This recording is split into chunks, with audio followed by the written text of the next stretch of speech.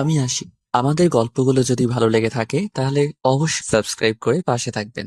ধন্যবাদ। আর আমি প্রিয়াঙ্কা। আমাদের গল্পগুলো যদি ভালো লেগে থাকে অবশ্যই আমাদের চ্যানেলকে সাবস্ক্রাইব করে পাশে থাকবেন। ভাই, তোরা আমারে ছাড়, আমার দেরি হয়ে যাচ্ছে।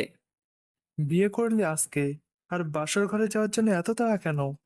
আজকে তোকে সারা রাত আটকে রাখবো। বাসরাত তো তোদের বাপে করবো নাকি? বাপে করার দরকার কি? আমরা আছি কি করতে? হুম, আজকে আমরা সারা রাত ভাবির সাথে গল্প করব।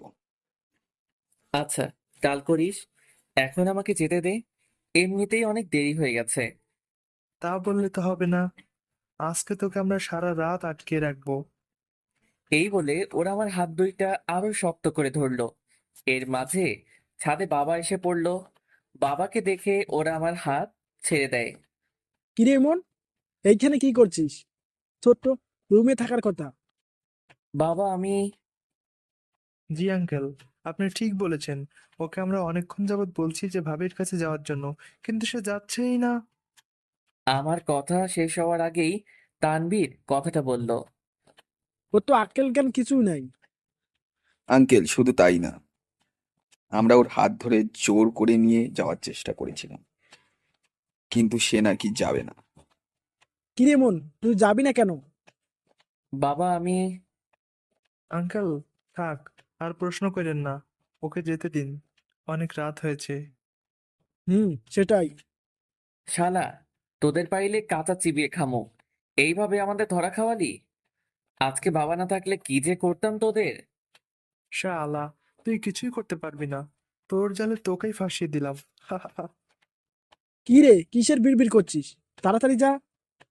হুম, যাচ্ছি। এই বলে আমি চলে আসলাম ছাদ থেকে। এখন বাসর ঘরের দিকে হাঁটা ধরলাম। যেতে যেতে আপনাদেরকে পরিচয়টা দিয়ে নেই। আমি ইমন, বাবা মায়ের একমাত্র আদরের সন্তান। পড়াশোনা শেষ করে চাকরি করছি, আর সাথে গুন্ডামিও করি, মানে মাফিয়ার ডন। আর এতক্ষণ যে হারামিগুলা আমারে বাস দিল, সেইগুলা আমার বন্ধু। আজ আমার বিয়ে হয়েছে বিধির সাথে। বিধি হলো আমার বাবার বন্ধুর মেয়ে। আর কিছু জানার দরকার নেই আপনাদের, গল্প পড়তে পড়তে জানবেন সব। পরিচয় দিতে দিতে বাসর ঘরের সামনে চলে আসলাম। দুরু দুরু বুক আর সাহসের সাথে বাসর ঘরে ঢুকলাম। ভিতরে ঢোকার পর মনে হলো যেন সব সাহস ফুস করে বেরিয়ে গেল। ধীরে ধীরে বিথির সামনে গিয়ে দাঁড়ালাম। মেয়েটা আমার কাছে এসে সালাম করে আবার বিছানায় বসে পড়ল। যদি সম্মতি থাকে তাহলে নফল নামাজটা পড়তে এসো, এই বলে আমি অজু করে আসলাম। প্রীতিও আমার পিছন পিছন গিয়ে অজু করে আসলো। দুজনে নফল নামাজ আদায় করে নিলাম। দেখো, আমি আপনার কথা শুনবো, আগে আমার একটা কথা শুনতে হবে। কথার মাঝখান দিয়ে কথাটা বলল বিথি। বলো, কি বলবে?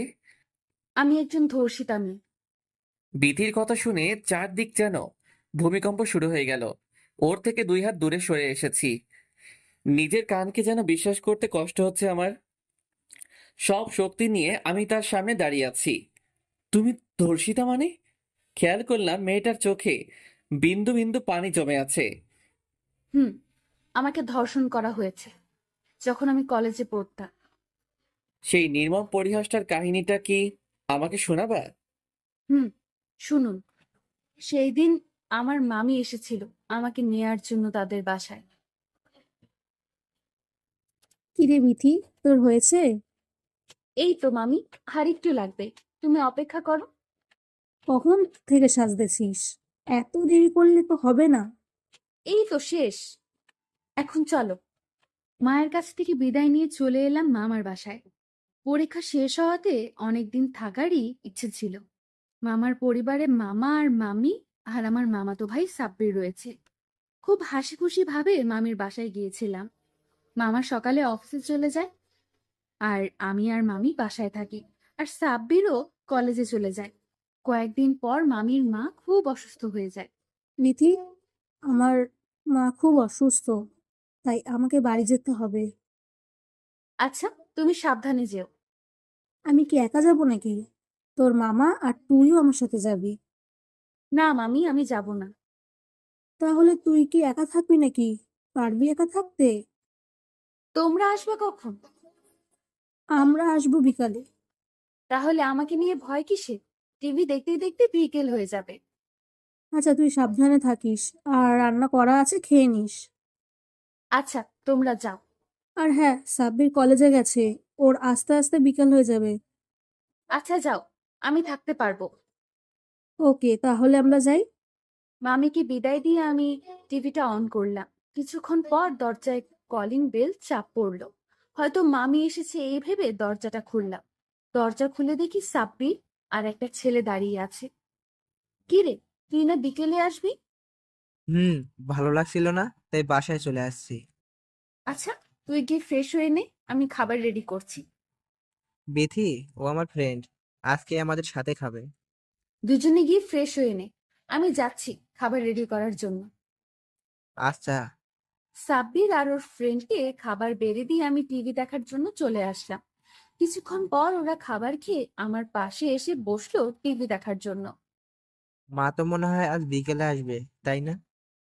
হুম, মামি আর মামা বিকেলে ফিরবে। বাহ, তাহলে তো অনেক সুবিধা। সাব্বির হঠাৎ ধীরে ধীরে আমার দিকে এগোতে লাগলো। আমি কিছুটা সরে বসলাম। সবকিছু বুঝে ওঠার আগে কেউ একজন আমাকে পিছন থেকে শক্ত করে জড়িয়ে ধরলো, আর আমার হাত পা বেঁধে ফেলে সাব্বির আর তার ফ্রেন্ড। আমার সামনে ওরা দুজন বিবস্ত্র হয়ে যায়। দুজনে ঝাঁপিয়ে পড়ে আমার উপর। এদিকে আমি জবাই করা পশুর মতো ছটফট করছি, সেই দিকে ওদের কোনো খেয়াল নেই।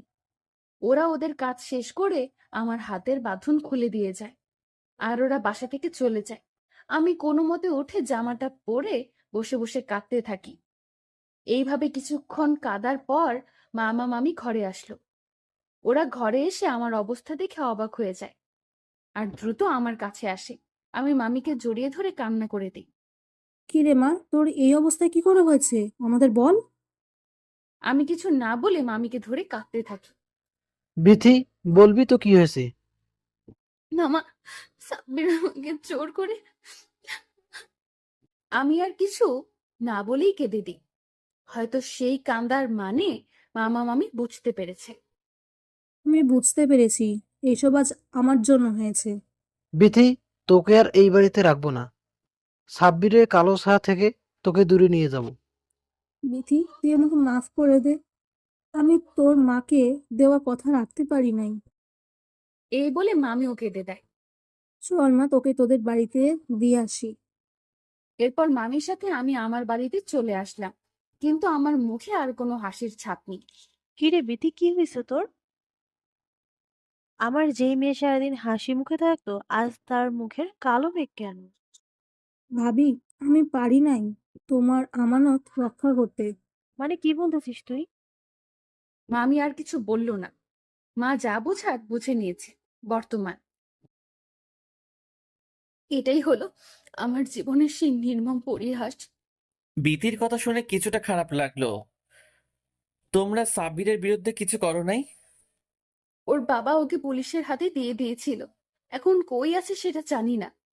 তোমার মতো ধর্ষিতা মেয়েকে আমি বউ হিসেবে মানতে রাজি না। কথাটা বলার পর বিথি কেঁদে উঠলো। আমাকে মাফ করে দিন, আমি আপনার জীবনটা নষ্ট করে দিয়েছি। এই কথাগুলো বিয়ের আগে বলা উচিত ছিল আমার। বিতিকে শক্ত করে জড়িয়ে ধরলাম। মেয়েটা আমার কাঁধে মাথা রেখে কাঁদছে। তোমাকে আমি আমার স্ত্রী হিসেবে অনেক আগেই মেনে নিয়েছি। আমি পাপকে ঘৃণা করি, পাপীকে নয়। আপনি সত্যিই আমাকে মেনে নিয়েছেন? না, শুধু মেনেই নেই নাই, বরং ভালোবেসে ফেলেছি আমার পাগলিটাকে। আপনি কিভাবে আমার মতো ধর্ষিতাকে মেনে নিলেন? একটা থাপ্পড় দিব যদি আরেকবার নিজেকে এইগুলো বলো। আচ্ছা, আর বলবো না। আর আমাকে আপনি করে না, তুমি করে বলতে হবে। আচ্ছা, বলবো। দেখো, তোমার কাহিনী শুনতে শুনতে রাত প্রায় শেষের দিকে। ঘুমাবে না? ওকে, তাহলে আজ আর না, এখন ঘুমিয়ে পড়ো। ওকে, গুড নাইট। আমাকে বুকে নিয়ে ঘুমাতে হবে, নইলে আমি ঘুমাবো না। ওকে। বিতিকে বুকের মাঝে রেখে ঘুমিয়ে পড়লাম। সকালে ঘুম থেকে উঠলাম। উঠে দেখি পাগলিটা আমার বুকে পিচ্চিদের মতো শুয়ে আছে।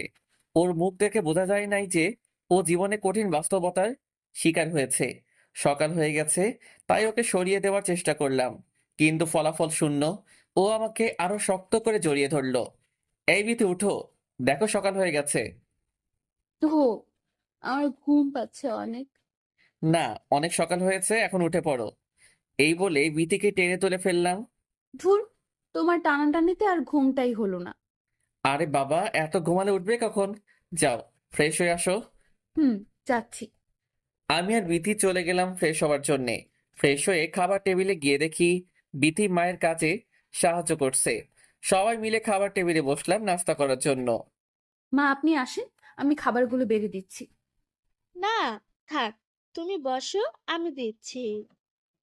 আমি আসার আগে অনেক বেড়ে খাইছেন, এখন আমি এসেছি, তাই দায়িত্বটা আমার কাঁধেও পড়েছে। দেখো তোমরা, একেই বলে ঘরের লক্ষ্মী। দেখতে হবে না, খার বন্ধুর মেয়ে।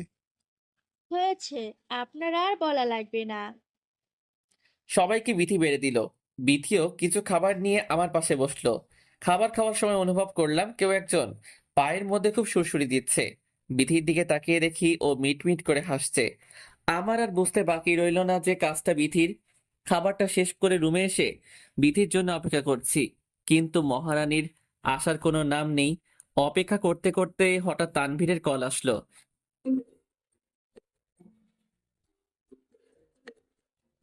কি রে দোস্ত, কি হয়েছে? দোস্ত, একটা সমস্যা হয়েছে, একটু আসতে পারবি?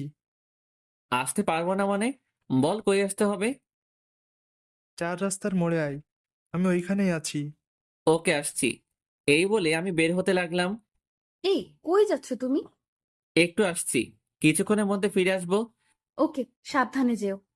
বিধির কাছ থেকে বিদায় নিয়ে চলে আসলাম তানভীরের কাছে। কি রে, কিসের জন্য এত জরুরি তলব করেছিস? রায়হান ফারিয়াকে টিস করছে, তুই কিছু একটা কর। কি? ওই শালার এত বড় সাহস! দাঁড়া, আজকে ওরে শিক্ষা দিব। হুম, আমি পোলাপান ডাকছি। হুম, সাথে রাফিরও ডাক দিস। হুম। তানভীরের কল দেওয়াতে কয়েকজন পোলাপান এসেছে, যারা মারামারি কাটাকাটিতে অভ্যস্ত। সব চল আমার সাথে, আজকে রায়হানরে বুঝাবো। সবাই আমার সাথে চলতে লাগলো। তানভীর, তুই ফারিয়াকে কল দিয়ে আসতে বল। হুম, বলছি। আমরা সবাই চলে গেলাম সেইখানে যেখানে রাফিয়ার ওর ফ্রেন্ডদের আড্ডা ছিল। আমি গিয়ে ওর কলারটা চেপে ধরলাম। এর মাঝে ফারিয়া চলে আসলো। কিরে, ও নাকি তোকে টিজ করেছে? করেছে। ওকে আজ শিক্ষা দিয়ে দে, যাতে আর কোনো মেয়েকে টিস করতে না পারে। কিরে, তুই জানোস ফারিয়া আমাদের টিমের সদস্য, তাও তুই ওকে টিজ করলি কেন? একা পেয়েছি তাই করছি, সামনে পেলে অনেক কিছু করতাম। তাই নাকি? তা তোর ফ্রেন্ড আছে বলে এত সাহস দেখাচ্ছিস, তাই না? এখন সব সাহস বেরিয়ে যাবে। ফারিয়া, তুই আগে ওকে থাপ্পড় দে। ফারিয়ার সাথে সাথে ওর গালে একটা থাপ্পড় দিয়ে দিল। তানভীর, এইবার তুই ওকে বুঝিয়ে দে। তানভীর ওকে ঘুষি মারার সাথে সাথে ওর মুখ দিয়ে রক্ত বের হওয়া শুরু করেছে। এইটা দেখে ওর ফ্রেন্ডগুলো ভয় পালিয়ে গেছে। ওদের মায়ের ভিডিওটা করে নিলাম মোবাইলে। তানভীর, এইবার রাফিকে সুযোগ দে। রাফি ও রায়হানকে ইচ্ছে মতো মারলো। ভাই আমাকে মাফ করে দিন, আমি আর করবো না, কাউকে টিচ করবো না। তোর তো অনেক সাহস ছিল ফ্রেন্ডকে দেখে, এখন সাহস কই গেল? তোকে এমন মার মারমো যে সব ভুলে যাবি আজকে। এই, এইবার তোরা সবাই ওকে মার, আর ওর ঠোঁটে মারা চিহ্ন দিয়ে দিস, যাতে পরবর্তী টিচ করার সময় মনে থাকে। এইটা বলার পর সবাই ইচ্ছে মতো মারলো রায়হানকে। ছেলেটার শরীর দিয়ে রক্ত পড়তে শুরু করলো। ভাই আমাকে মাফ করে দিন, আমি আর কোনোদিন টিচ করবো না। ওই, সবাই ওকে ছেড়ে দিয়ে মেডিসিন কিনে দিয়ে আয়। এই বলে আমি বাসার দিকে হাঁটা ধরলাম। এই ইমন, দাঁড়া। ফারিয়ার কথা শুনে দাঁড়িয়ে গেলাম। কি রে, ডাকছিস কেন? আমাদের রেখে কই যাচ্ছিস? কোথায় আবার? বাসায় যাব। নতুন বিয়ে করে এত উন্নতি হয়েছে তোর। কিসের উন্নতি? আগে সময় পাইলে আমাদের সাথে আড্ডা দিতি, আর এখন বিয়ের পর কত উন্নতি তোর। ভাবি মনে হয় ইমনকে জাদু করে রেখেছে। হুম, তাই মনে হয়। চল আজকে বিথি ভাবির সাথে দেখা করে আসি। রে, নিবি তোর বইয়ের সামনে আমাদের? চল তাহলে আজকে নিয়ে যাই। হারামি তিনটাকে নিয়ে গেলাম বাসায়। বিধি, ওরা তিনটা আমার হারামি বন্ধু। ওদের 3 গ্লাস পানি খাইয়ে বিদায় করে দাও। পাগল নাকি তুমি? ওদের রুমে নিয়ে বসো। ভাবি কি তোর মতো কিপটে নাকি? থাক, অল্প কতক্ষণে ভাবিকে এত তাড়াতাড়ি চিনে গেছিস? চিনবে না, মুখ দেখলে বোঝা যায় যে কতটা ভালো। আর তোর মুখ দেখলে হয়েছে ভাই, মাফ কর। আর মান সম্মান ডুবাইস না। ওকে চল, তোর রুমে যাই। তানভীর, রাফি আর ফারিয়ার সাথে আমি আর বিথি ইচ্ছে মতো আড্ডা দিয়ে ওদের বিদায় করে দিলাম। রুমে আসতেই বিথি দরজাটা আটকে দিল। কি হলো, দরজা আটকালে কেন? তোমার সাথে কথা আছে, তাই আটকিয়েছি। কি বলবে বলো? তুমি সকালে আমার কাছ থেকে বিদায় নিয়ে কই গিয়েছিলে? গিয়েছিলাম একটু বাইরে আড্ডা দিতে। আড্ডা দিতে কি শার্টে রক্ত লাগে? বিধির কথা শুনে শার্টে তাকিয়ে দেখি রায়হানের রক্ত কিছুটা আমার গায়ে এসে লেগেছে। না মানে এইটা। কি মানে করছো? সত্যি বলো, তুমি কই গিয়েছিলে? সত্যি বলতে একজনকে শিক্ষা দিয়েছি। তা কি এমন শিক্ষা দিয়েছো? দেখবে সেই শিক্ষা? ওকে, দেখি। বিধিকে মোবাইলে করা রায়হানকে মারার ভিডিও দেখিয়ে দিলাম। রায়হানকে এইভাবে মারতে দেখে ও খুব ভয় আর সাথে অবাক হয়ে যায়।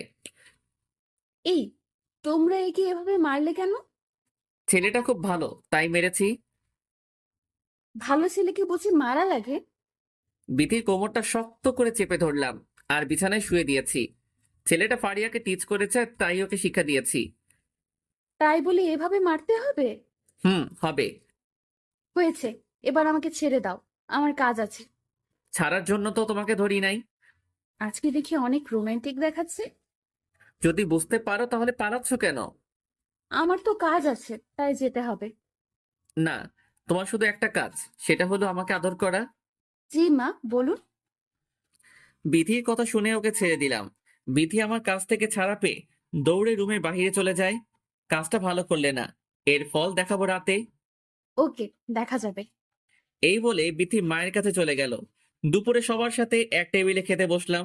নীরবতা ভেঙে বাবা বলে উঠল, ইমন, তুই কালকে বৌমাকে নিয়ে তোর শ্বশুর বাড়ি যাবি। আরো কয়েকদিন পর গেলে হয় না? আমি যেটা বলছি সেটা কর, কাল যাবি তোরা। আচ্ছা বাবা। খাবার শেষ করে রুমে এসে জামা কাপড় গোছানোর প্রস্তুতি নিলাম। এমন সময় বিথি আসলো রুমে। হঠাৎ করে মাথাটা ব্যথা করে উঠল।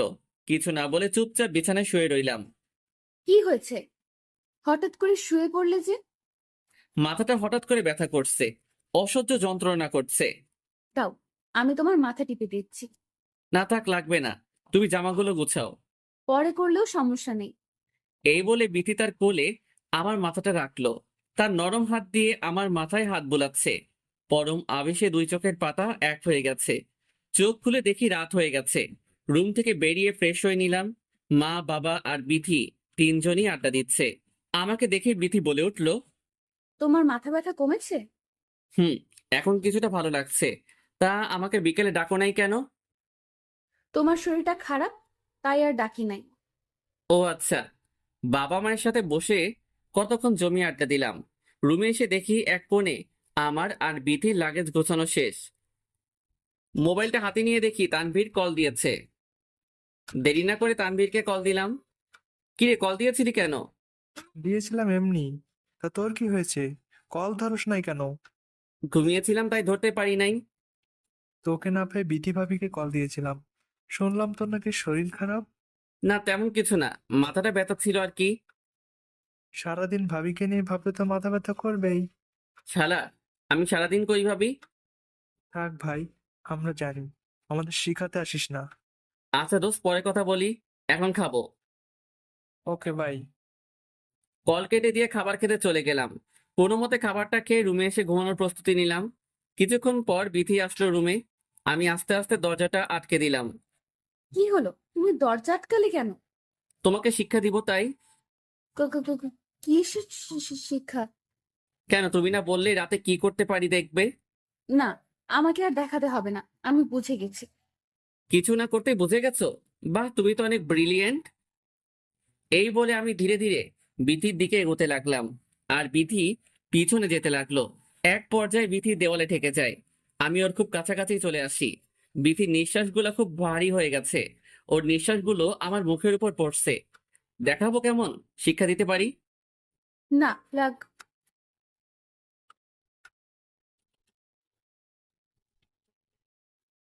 এইভাবে কেউ কিস করে? একটু হলে তো মরেই যেতাম, একটু হলে তো মরেই যেতাম। তাহলে তুমি শিখিয়ে দাও। তাহলে শিখে নাও। এই বলে দুজনে হারিয়ে গেলাম অজানা ভালোবাসার শিকড়ে। সকালে অনুভব করলাম কেউ একজন আমার মুখের উপর ফোঁটা ফোঁটা পানি পানি ফেলছে। চোখ মেলে দেখি বিথি তার ভেজা চুলের পানি দিচ্ছে।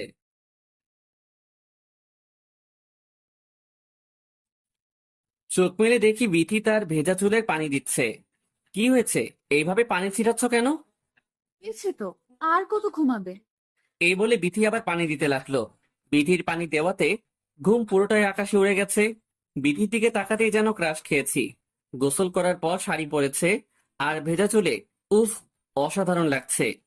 আমি বিথির হাত টান দিয়ে আমার বুকে শুইয়ে দিলাম। এইটা কি হচ্ছে? কেউ দেখে ফেলবে, ছাড়ো আমাকে। আগেরবার হুমকি দিয়ে পালিয়ে গিয়েছো, কিন্তু এইবার আর পারবে না। আমার কাজ আছে, আমাকে যেতে দাও।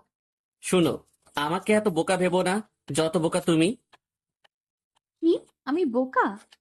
হুম, অনেক বোকা। কারণ আমরা আজকে তোমার বাড়িতে যাব, আর তোমার এখন কোনো কাজ নেই। কাজ না থাকলেও আমাকে ছাড়ো, রেডি হতে হবে। পরে হলেও চলবে, আগে আমার বুকে শুয়ে থাকো। নাস্তা করবে না? দেরি হয়ে যাচ্ছে।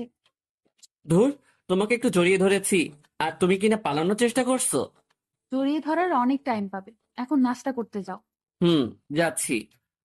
ফ্রেশ হয়ে সবার সাথে নাস্তা করে রুমে এলাম রেডি হওয়ার জন্য। এই, আমাকে একটু সাহায্য করতে পারবে? বলো কি করতে হবে? আমি শাড়ি পরতে পারি না, আমাকে একটু সাহায্য করবে?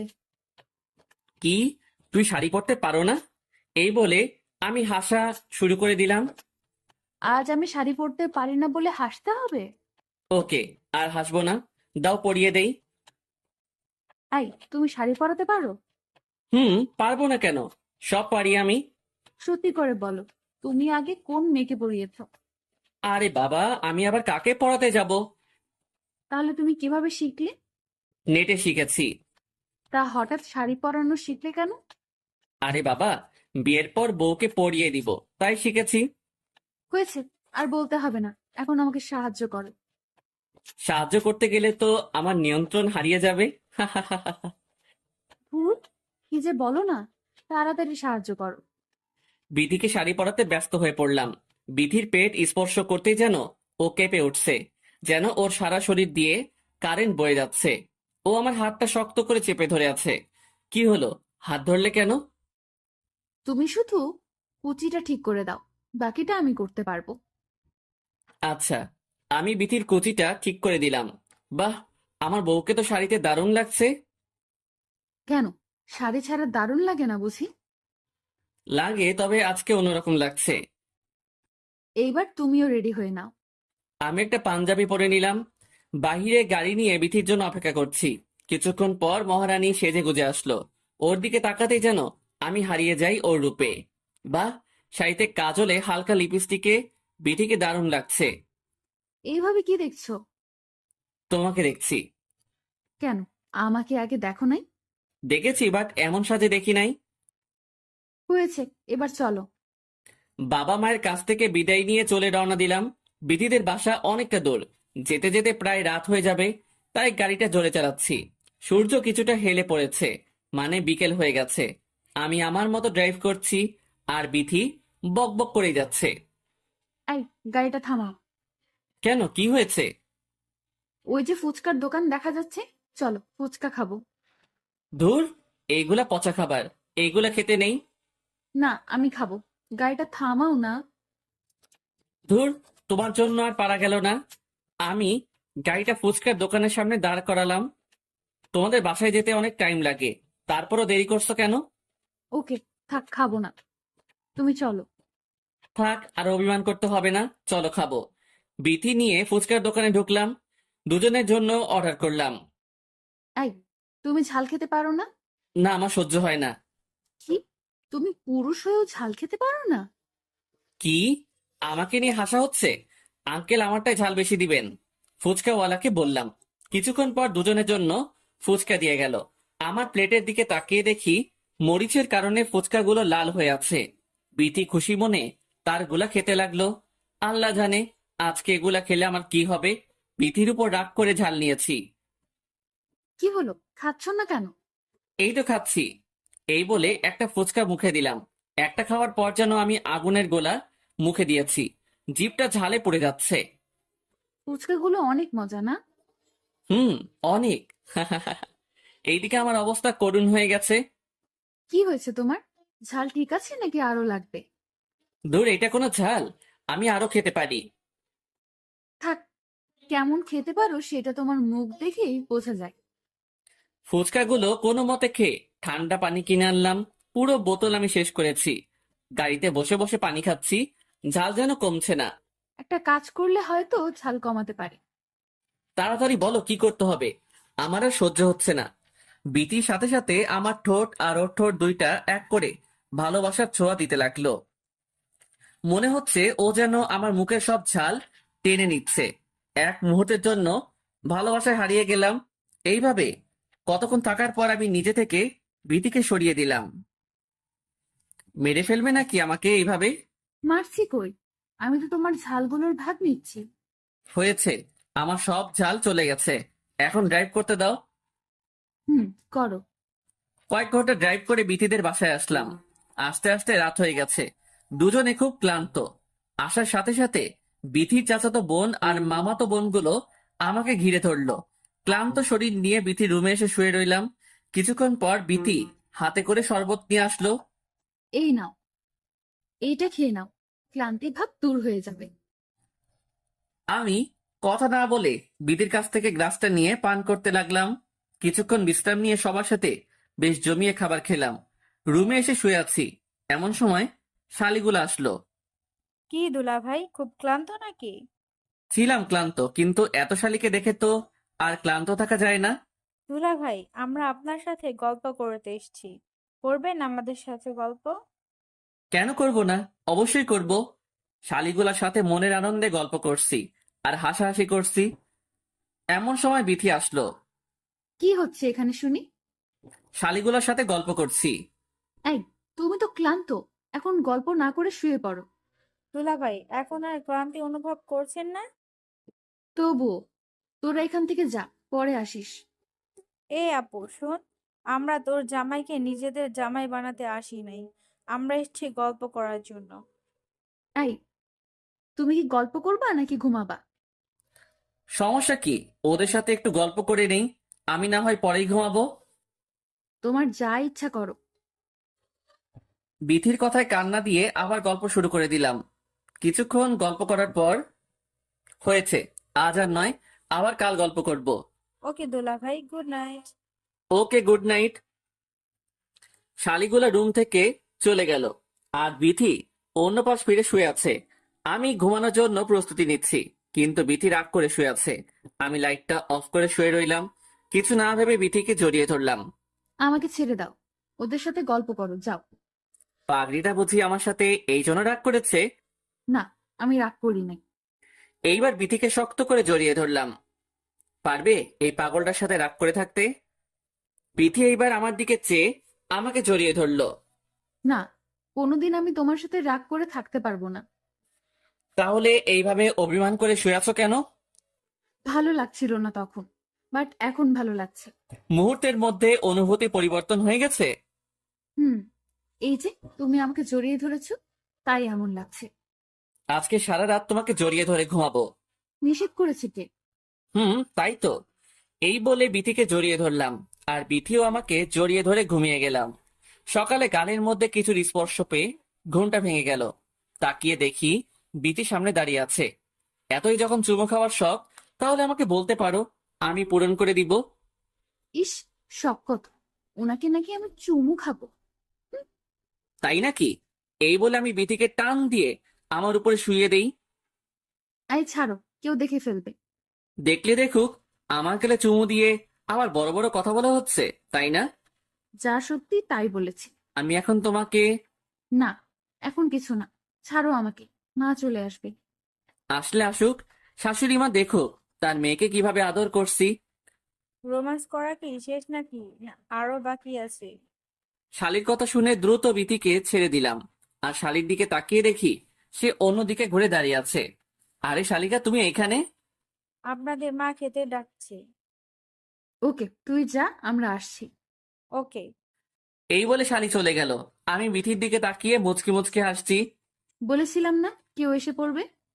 ওর কাছে মান সম্মান সব চলে গেল। সব তোমার দোষ, এখন ফ্রেশ হয়ে খেতে আসো।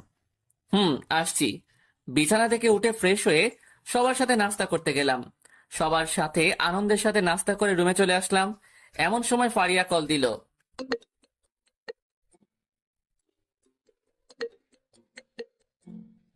ফারিয়া, বল। কিরে, তুই নাকি শ্বশুর বাড়িতে গিয়েছিস? গতকাল আসলাম। যাবে ভালো কথা, একবারও জানাতে পারলি না? সরি দোস্ত, জানাতে মনে ছিল না। বউকে পেয়ে আমাদের একদম ভুলে গেছিস। হয়তো। ওই, কি বললি? না, কিছু না। বউকে ভুলতে পারি, কিন্তু তোদের ভুলবো না। থাক, আর চাপা মারিস না। বাসায় আসবি কবে? এই তো 2-1 দিন পর। আচ্ছা, তোর অফিস কবে খোলা? বাসায় আসার পরের দিন অফিসে যাব। ওকে, তাহলে পরে কথা বলি। Okay bye. কল কেটে দিয়ে মোবাইল টিপা শুরু করলাম।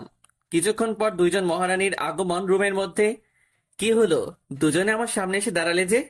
দুলা ভাই, আজকে আমাকে আর আব্বুকে নিয়ে ঘুরতে বের হবে? না, আজকে না। আজকে ঘোরার মন মানসিকতা নেই। না দুলা ভাই, আজকে আর এইসব বললে হবে না। আমাদের নিয়ে ঘুরতেই হবে। হুম, এইটাই ফাইনাল। তুমি রেডি হয়ে নাও, আমরাও হচ্ছি। হচ্ছি। এই বলে আমি একটা শার্ট গায়ে দিয়ে চুলগুলো ঠিক করে মহারানীদের জন্য বাহিরে অপেক্ষা করতে লাগলাম। প্রায় ঘন্টা পেরিয়ে যাবে, তাও দুজনের আসার কোনো নাম নেই। হঠাৎ দুজন ময়দা সুন্দরী আমার সামনে আসলো। এই, কে আপনারা? এই, আমি বিথি। আমাদের চিনতে পারছো না? কি, তুমি বিথি? হুম, আমিই বিথি। এত আটা ময়দা দেওয়ার কি দরকার ছিল? দেখতে বাজে লাগছে। আরে পাগল না, মজা করেছি তোমার সাথে। তোমাকে দারুণ লাগছে। থামান আপনাদের প্রেম। খালি আপু সুনাম করছেন, আমাকে কেমন লাগছে তা তো বললেন না। ও মা, আমার শাড়িটাকেও আজকে দারুণ লাগছে। যেটা প্রকাশ করার ভাষা আমার নেই। সত্যি তাই? থাক, লজ্জা পেতে হবে না। এখন চলো তাড়াতাড়ি। হুম। বিথি আর শালিকে গাড়িতে তুলে ড্রাইভ করতে লাগলাম। গাড়ি একটা জায়গায় পার্কিং করে আমি, বিথি আর শালি হাঁটতে লাগলাম। হঠাৎ একটা ছেলে আসলো শালির কাছে। কি রে, ছেলেটা কে? আপু, ও হচ্ছে রাজীব। ওকে আমি খুব ভালোবাসি। তা এই কথা আমাদের আগে জানাসনি কেন? জানানোর প্রয়োজন মনে করি নাই, তাই জানাইনি। হাই, আমি ইমন। হ্যালো, আমি রাজীব। তোমার সাথে দেখা করে খুব ভালো লাগলো। জি, আমারও। সময় নিয়ে এসেছো নাকি আবার চলে যাবে? সময় নিয়ে এসেছি। যদি অনুমতি দেন তাহলে আপনার সাথে ঘুরতে পারি। তা তো অবশ্যই দিব। তাহলে আজকে 4 জন জমিন আড্ডা দিব। হুম আমি আর বিথি আসলাম এক রাস্তায়, আর আমার শালি আর রাজি অন্য পথে। আমি বিথি হাত ধরে হাঁটতে লাগলাম। জানো, এই মুহূর্তে যে আমার অনুভূতিটা পাচ্ছি তা আগে কোনোদিন পাইনি। তা আজকে এত অনুভূতি পাওয়ার কারণ? কারণটা তুমি। তোমার হাত ধরে আগে তো কোনোদিন হাঁটি নাই, তাই এমন লাগছে। তোমার মতো আমারও এমন অবস্থা। বিথি কিছু না বলে হঠাৎ আমার পিছনে লুকিয়ে গেল। কি হলো, পিছনে লুকিয়েছো কেন? বিথির দিকে তাকিয়ে দেখি ওর মুখে ভয় জমে আছে। হাতগুলো কাঁপছে তার। কি হয়েছে বিথি, তোমার? ভয় পাচ্ছ কেন? বিথি কিছু না বলে চুপচাপ আঙ্গুল দিয়ে কি জানি ইশারা করে দেখাচ্ছে। বিথির ইশারার দিকে ফলো করে তাকিয়ে দেখি বিথি একটা ছেলেকে দেখাচ্ছে। ছেলেটাকে তুমি চিনো নাকি? বিথি ভয়ের কারণে কথা বলতে পারছে না। বলো বিথি, তুমি কি তাকে চিনো? হ্যাঁ, চিনি। ও হচ্ছে হ্যাঁ, বলো কে এই ছেলেটা? ও হচ্ছে সেই জানোয়ার যে আমাকে নিরীহভাবে। বিথি আর কিছু না বলে কেঁদে দেয়। আমার আর বুঝতে বাকি রইলো না যে ছেলেটা কে। তাহলে কি ওর নাম সাব্বির? হুম, ওর নাম সাব্বির। ওর সাথে মেয়েটাকে? হয়তো ওর জিএফ। ওর তো অভ্যাস নতুন নতুন জিএফ পটানো। আমি বিথির কথার জবাব না দিয়ে মোবাইলে সাব্বিরের কয়েকটা পিক তুলে নিলাম। তুমি সাব্বিরের ছবি দিয়ে কি করবে? কাজ আছে। চলো এখান থেকে, আমার এখানে ভালো লাগছে না। আমরা মাত্র আসলাম আর তুমি চলে যাবে? বাসায় যাব না, অন্য জায়গায় যাব। ভয়ের কিছু নেই, আমি আছি তোমার সাথে। তুমি থাকতে আমার কোনো ভয় নেই, তবুও আমার ভালো লাগছে না। চলো এখান থেকে। ওকে, তোমার বোন আর শালিকে নিয়ে গাড়িতে বসো। সবাইকে গাড়িতে বসিয়ে আমি ড্রাইভ করতে লাগলাম। জায়গাটা খুব ভালো ছিল, হঠাৎ পরিবর্তন কেন করলেন? আমার সমস্যা ছিল, তাই করেছি। যদি ভালো লাগে বসে থাক, আর না লাগলে নেমে যা। বিতির কথা শুনে সবাই চুপ হয়ে গেল। কিছুক্ষণ পর আরেকটা জায়গায় গাড়িটা পার্কিং করলাম। শালি আর রাজীব নিজের মতো ঘুরতে লাগলো। তোমার মনটা এখনো খারাপ? এইভাবে থাকলে কি ঘোরা যায়? কে বলেছে আমার মন খারাপ? আমি তো বেশ হাসি খুশিই আছি। তোমার চোখের কথাগুলো কি তাহলে মিথ্যে নাকি? গবেষণা না করে এখন চলো, আমরা আমাদের মতো করে সময় কাটাই। হুম। আমরা চারজন সারাদিন অনেক ঘুরলাম, কিন্তু বিথির মুখে যেন হাসিটা কমে গেছে সাব্বিরকে দেখার পর থেকে। সারাদিন ঘোরাঘুরি করে বাসায় ফিরলাম সবাই। কি হলো, খাবে না? খাবো, তুমি যাও, আমি আসছি। আমি তোমার সাথে খাবো না, ঘুমাবো না। কেন? তোমার এমন চেহারা আমার কাছে ভালো লাগে না। যতক্ষণ না তোমার মুখে হাসি ফুটবে ততক্ষণ খাবো না। এই যে আমি হাসছি, এখন খেতে চলো। হুম, যাচ্ছি। খাবার খেয়ে এসে ঘুমানোর প্রস্তুতি নিলাম। ড্রিম লাইটটা অন করে আমি শুয়ে পড়লাম। সাথে বিথিকেও জড়িয়ে ধরলাম। ওর কোনো রিয়াকশন নেই, হয়তো মনটা এখনো খারাপ। যাই হোক, অতীতের বড় একটা ধাক্কা পাগড়িটা একা একা সহ্য করেছে। হয়তো আমার মুখের কথাই সে এইগুলো ভুলতে পারবে না। বিথির কথাগুলো ভাবতে ভাবতে আর সাথে বিথিকে জড়িয়ে ধরে ঘুমিয়ে পড়লাম। মাঝরাতে অনুভব করছি কেউ আমাকে ডাকছে আর ধাক্কাচ্ছে। ঘুম ঘুম চোখে তাকিয়ে দেখি বিথি আমাকে ডাকছে, আর তার চোখে পানি। ওর এই অবস্থা দেখে চোখের ঘুমটা হারাম হয়ে গেল। কি হয়েছে তোমার? তুমি ঠিক আছো তো? বিধি কিছু না বলে আমাকে জড়িয়ে ধরলো আর কাঁদতে লাগলো। কোনো খারাপ স্বপ্ন দেখেছো? আমাকে বলো কিছু। হুম, দেখছি খুব খারাপ স্বপ্ন, যেটা অতীতে আমার সাথে ঘটেছিল। বিধির কথা শুনে আমিও বিধিকে শক্ত করে জড়িয়ে ধরলাম। তুমি বেশি চিন্তা করেছো তাই এমনটা হয়েছে। এখন ঘুমাও। আমার ঘুম আসছে না, খুব অস্বস্তি লাগছে আমার। তুমি ঘুমিয়ে পড়ো, আমি তোমাকে ঘুম পাড়িয়ে দেই। আচ্ছা। বিধিকে বুকের মাঝে চেপে ধরে তার মাথায় হাত বুলিয়ে ওকে ঘুম পাড়িয়ে দিলাম। কিছুক্ষণ পর বিধিকে বুকে চেপে ধরে আমিও ঘুমিয়ে পড়লাম। সকালে ঘুম থেকে উঠে দেখি বিথি বাচ্চাদের মতো আমার বুকে শুয়ে আছে। আমিও ওর ঘুমের কোনো ক্ষতি না করে ওর নিষ্পাপ মুখটা দেখতে লাগলাম। সহ্যের সীমা পেরিয়ে পাগড়িটার গায়ে কপালে ভালোবাসার স্পর্শ দিতেই বিথির ঘুমটা ভেঙে গেল। কি হলো, তুমি জেগে গেলে কেন? তোমার ভালোবাসার ছোঁয়া কি আমাকে ঘুমে রাখতে পারে? খুব নিষ্পাপ লাগছিল তোমাকে, তাই মন ভরে দেখছিলাম। তাহলে দেখা বন্ধ করলে কেন? মন ভরে দেখো। তুমি তো জেগে গেছো, তাই আজকে আর দেখবো না, আবার কাল দেখবো। হয়েছে, আর রোমান্টিক হওয়া লাগবে না, এখন ফ্রেশ হয়ে নাও। হুম। আমার বুকের উপর থেকে উঠলে তো আমি ফ্রেশ হতে যাব। ওকে, যাও এখন। বিছানা থেকে উঠে ফ্রেশ হতে চলে গেলাম। এইভাবে শ্বশুর বাড়ি থাকার মজা ভোগ করতে থাকি। আজ বিতি সহ বাসায় ফিরে আসলাম। ড্রাইভ করে খুব ক্লান্ত হয়ে গেছি। এই, তুমি ফ্রেশ না হয়ে শুয়ে পড়লে কেন? ক্লান্ত লাগছে খুব, তাই শুয়েছি। তুমি ফ্রেশ নিলে দেখবে কত ক্লান্তি চলে যাবে। তুমি আমার বুকে আসলেই তো আমার সব ক্লান্তি বিরক্তি চলে যায়।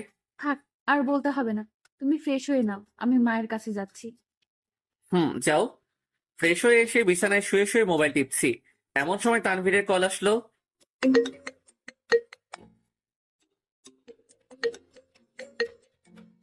হ্যাঁ তানভীর, বল। কি রে শালা, ফোন দিলে ঠিকমতো ধরস না কেন? আরে ভাই, আমি শ্বশুর বাড়ি গিয়েছিলাম। আমাদের একবারও জানাতে পারলি না? ফারিয়াকে তো বললাম, ও তোদের বলেনি। বলছে, বাট উচিত ছিল তোর বলা। ওকে দোস্ত, সরি। এখন বল তোদের কি খবর? এই তো চলছে মোটামুটি। দোস্ত, কাল আমার অফিস আছে, তুই কাল আমার অফিসে আসতে পারবি? পারবো না কেন? এখন বল, আসবো কি কারণে? সব কাল বলবো, তুই কাল দেখা করিস। ওকে, করবো। ওকে দোস্ত, এখন রাখি। বাই। বাই। কল কেটে বিধির জন্য অপেক্ষা করতে লাগলাম। ও রুমে আসছে না কেন? ওর জন্য অপেক্ষা করতে করতে রাতের খাবারের সময় হয়ে গেছে। বাবা মায়ের সাথে বসে খাবারটা খেয়ে নিলাম। রুমে এসে আবার বিধির জন্য অপেক্ষা করতে লাগলাম। কিছুক্ষণ পর মহারানী কাজ শেষ করে আসলো। দুজনে ঘুমানোর প্রস্তুতি নিলাম। তোমার জন্য কতক্ষণ ধরে অপেক্ষা করছি তুমি জানো? কি করব, মায়ের সাথে গল্প করতে করতে সময় চলে গেছে, তার টের পাইনি। এইদিকে আমি যে অপেক্ষা করছি তার কোনো খেয়াল নেই তোমার কাছে? অবুঝের মতো কথা বলো না তো। মাকে অনেক দিন পর দেখলাম, তাই অনেক গল্প করেছি। হয়েছে, এবার আমাকে টাইম দাও। হুম, এখন কোনো উল্টাপাল্টা চিন্তা নয়। আজকে এমনিতেই ক্লান্ত দুজনে। তোমাকে কি আমি সেটা বোঝাতে যাচ্ছি? আমি বলেছি আজকে আমার সাথে গল্প করতে হবে। প্লিজ, আজকে না, অনেক ঘুম পাচ্ছে আমার। ওকে, তাহলে আমার বুকে মাথা রেখে ঘুমাও। তা তো অবশ্যই। বিথিকে বুকের মাঝে রেখে ঘুমিয়ে গেলাম। সকালে কারো ধাক্কাকে ঘুমটা ভেঙে গেল। ঘুম চোখে তাকিয়ে দেখি বিথি ধাক্কা দিচ্ছে আমাকে। কি হলো, ধাক্কাচ্ছ কেন? এই, আজকে না তোমার অফিস আছে? তাড়াতাড়ি রেডি হয়ে অফিসে যাও। যাচ্ছি। ঘুম থেকে উঠে ফ্রেশ হয়ে নাস্তা করে অফিসের জন্য রেডি হতে লাগলাম। টাই বাঁধতে যাব ঠিক এমন সময় বিথি হাত থেকে টাইটা নিয়ে নিল। কি হলো, টাইটা নিলে কেন? আজ থেকে একটা নিয়ম চালু করলাম। কি সেই নিয়ম? আজ থেকে প্রতিদিন আমি তোমার টাই ঠিক করে দেব। আর অফিসে যাওয়ার আগে আমাকে আদর করে যেতে হবে। আর কিছু নাই? না, আপাতত এইটুকু হলেই হবে। আচ্ছা, এখন তাড়াতাড়ি করো, আমার দেরি হয়ে যাচ্ছে। টাই বেঁধে দিল বিথি। আমি অফিসের উদ্দেশ্যে রওনা দিতে লাগলাম। এই, আমার নিয়ম কি ভুলে গেছো? ওহ, একটুর জন্য ভুলে গেছিলাম। ভুললে হবে না, আমার অধিকারটা আমাকে বুঝতে দাও। আমি বিথির কপালে ভালোবাসার পরশ এঁকে দিয়ে অফিসের উদ্দেশ্যে রওনা দিলাম।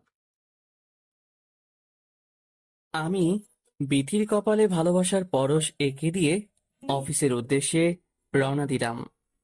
অফিসে বসে কাজ করছি, এমন সময় তানভীর আসলো কেবিনে।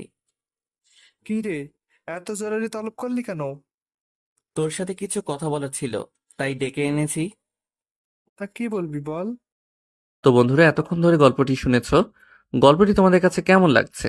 যদি গল্পটি ভালো লেগে থাকে এবং এ ধরনের গল্প আরো শুনতে পছন্দ করো, তাহলে এক্ষুনি নিচে থাকা সাবস্ক্রাইব বাটনটি টিপে আমাদের পরিবারের একজন সদস্য হয়ে যাও এবং গল্পটি কন্টিনিউ করো।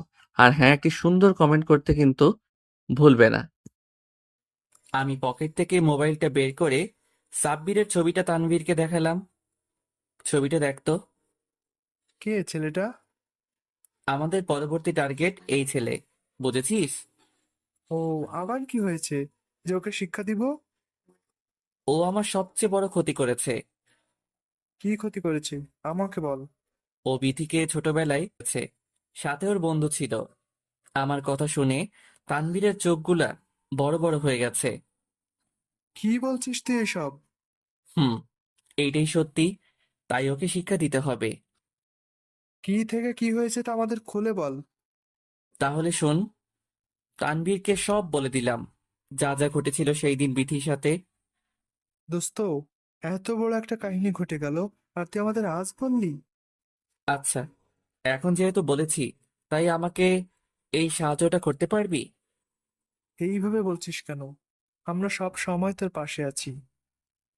তা ফারিয়া আর রাফির কি খবর? এই তো ভালোই। তুই নাই, তাই এখন আর আড্ডা দেওয়া হয় না। কিভাবে দিব?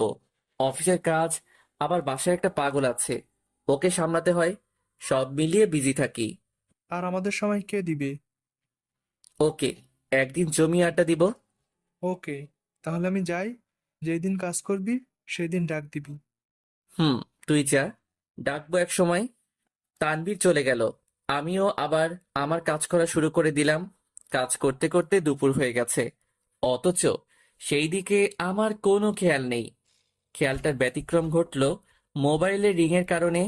স্ক্রিনে তাকিয়ে দেখি বিথির কল আসলো। কলটা রিসিভ করলাম।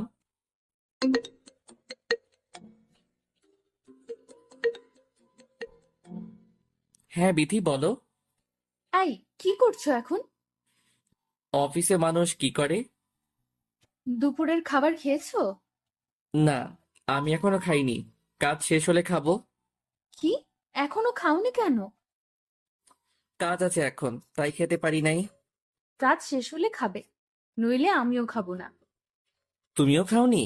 না, এখনো খাইনি। খাওনি কেন? তুমি খাওয়ার পর খাবো। ওকে, আমি খেয়ে এসে তোমাকে কল দিচ্ছি। ওকে। কল কেটে দিয়ে সব কাজ আপাতত রেখে খাবারটা খেয়ে নিলাম। খাওয়ার পর বিথিকে কল দিলাম। খেয়েছো তুমি নাকি এখনো খাওনি? মাত্র খেয়েছি, তুমিও খেয়ে নাও। ওকে, খাচ্ছি। আরে, কোনোদিন আমার জন্য অপেক্ষা করবা না? নিজের খাবারটা খেয়ে নিবা। পারবো না, পারবো না, পারবো না। এই বলে বিথি লাইনটা কেটে দিল। পাগলি একটা। ওর কথা ভাবতেই ঠোঁটের কোণে হাসিটা চলে আসে। সারাদিন অফিসে কাজ করে বাসায় ফিরলাম ক্লান্ত শরীরে। ক্লান্তির কারণে বসে আছি। হঠাৎ কেউ একজন আমার মুখটা পরিষ্কার করতে লাগলো। তাকিয়ে দেখি বিথি তার আঁচল দিয়ে আমার মুখটা পরিষ্কার করছে। সারাদিন নিজের একটু যত্ন করতে পারো না? তুমি থাকতে আমি নিজের যত্ন কেন করব? যেদিন আমি হারিয়ে যাব সেদিন কি করবে? বিথির কথা শুনে নিমিষেই মনটা খারাপ হয়ে গেল। ও আমার মুখটা এখনো পরিষ্কার করছে। আমি ওর হাতটা ধরে ফেলি। কি হলো, হাত ধরলে কেন? লাগবে না আমার যত্ন নেওয়া? আমার কথা শুনে রাগ হলো বুঝি? রাগটা সামলাতে না পেরে বিথিকে জড়িয়ে ধরলাম। আর কোনো দিন এইসব বলবা না। তুমি আমাকে ছেড়ে কোথাও যাবে না। কষ্ট পেয়েছো বুঝি? হুম, অনেক। এখন আমাকে ছেড়ে দিয়ে ফ্রেশ হতে যাও। যাচ্ছি। রাতে খাবার খেয়ে ঘুমানোর প্রস্তুতি নিলাম। বিথি রুমে আসলো। বিথি, তোমাকে অতি শীঘ্রই একটা কিছু উপহার দিব। কি দিবা আমাকে? সেটা না হয় অজানাই থাক। যেদিন দিব সেদিন দেখবা। ওকে, দেখবো তুমি আমাকে কি উপহার দাও।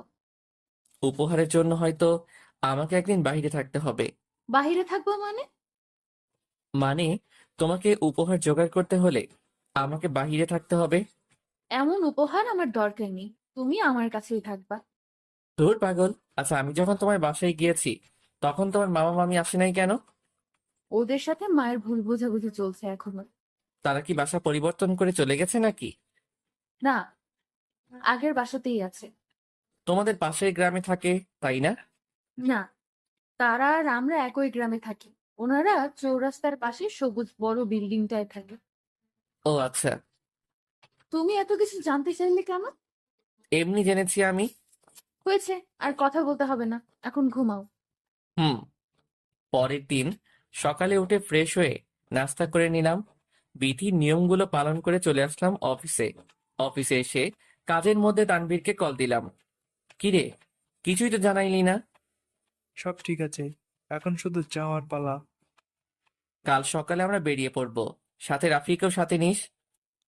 নিব। এইভাবে কথা আর কাজের মধ্য দিয়ে দিনটা চলে গেল। বাসায় ফিরে রাতের খাবারটা খেয়ে নিলাম। বিধি, আমি কাল বেরিয়ে যাব সকালে। কালই বেরিয়ে যেতে হবে তোমাকে? কালই চলে যাব। কি এমন কাজ যে আমাকে বলা যাবে না? সেটা না হয় আসলেই বলবো। ওকে, বাসায় আসবা কবে? কাজ শেষ হতে হতে একদিন লাগবে। একদিন আমার কাছে 1 বছরের মতো লাগবে। একটু সহ্য করতে পারবি না আমার জন্য? পারবো। আজকে আমাকে বুকের মধ্যে রেখে বেশি ভালোবাসা দিয়ে ঘুম পাড়াতে হবে। প্রতিদিন তো এই কাজ করি। আজকে একটু বেশি করতে হবে। ওকে ম্যাডাম, করব। পিঠিকে বুকের সাথে চেপে ধরে পরম ভালোবাসায় ঘুমিয়ে গেলাম। পরের দিন সকালে উঠে বিধির কাছ থেকে বিদায় নিয়ে চলে আসলাম তানভীরদের বাসার নিচে। কিরে, কই তুই? এখন আমি আর রাফি একসাথে আসছি। রাফি কি তোর বাসায়? ও আমার বাসায়। তাড়াতাড়ি নিচে আয়, দেরি হয়ে যাচ্ছে। আসছি। কল কেটে দেওয়ার কিছুক্ষণ পর তানভীর আর রাফি আসলো। কিরে, তোদের আসতে এত দেরি কেন? শিক্ষা দেওয়ার জন্য নতুন অস্ত্র ধার করছিলাম। অস্ত্র মানে? একটা ধারালো ব্লেড রেডি করে রেখেছি। ওই দিকটাতে সব ক্লিয়ার আছে তো? সব ঠিকই আছে। ওকে, তাহলে চল।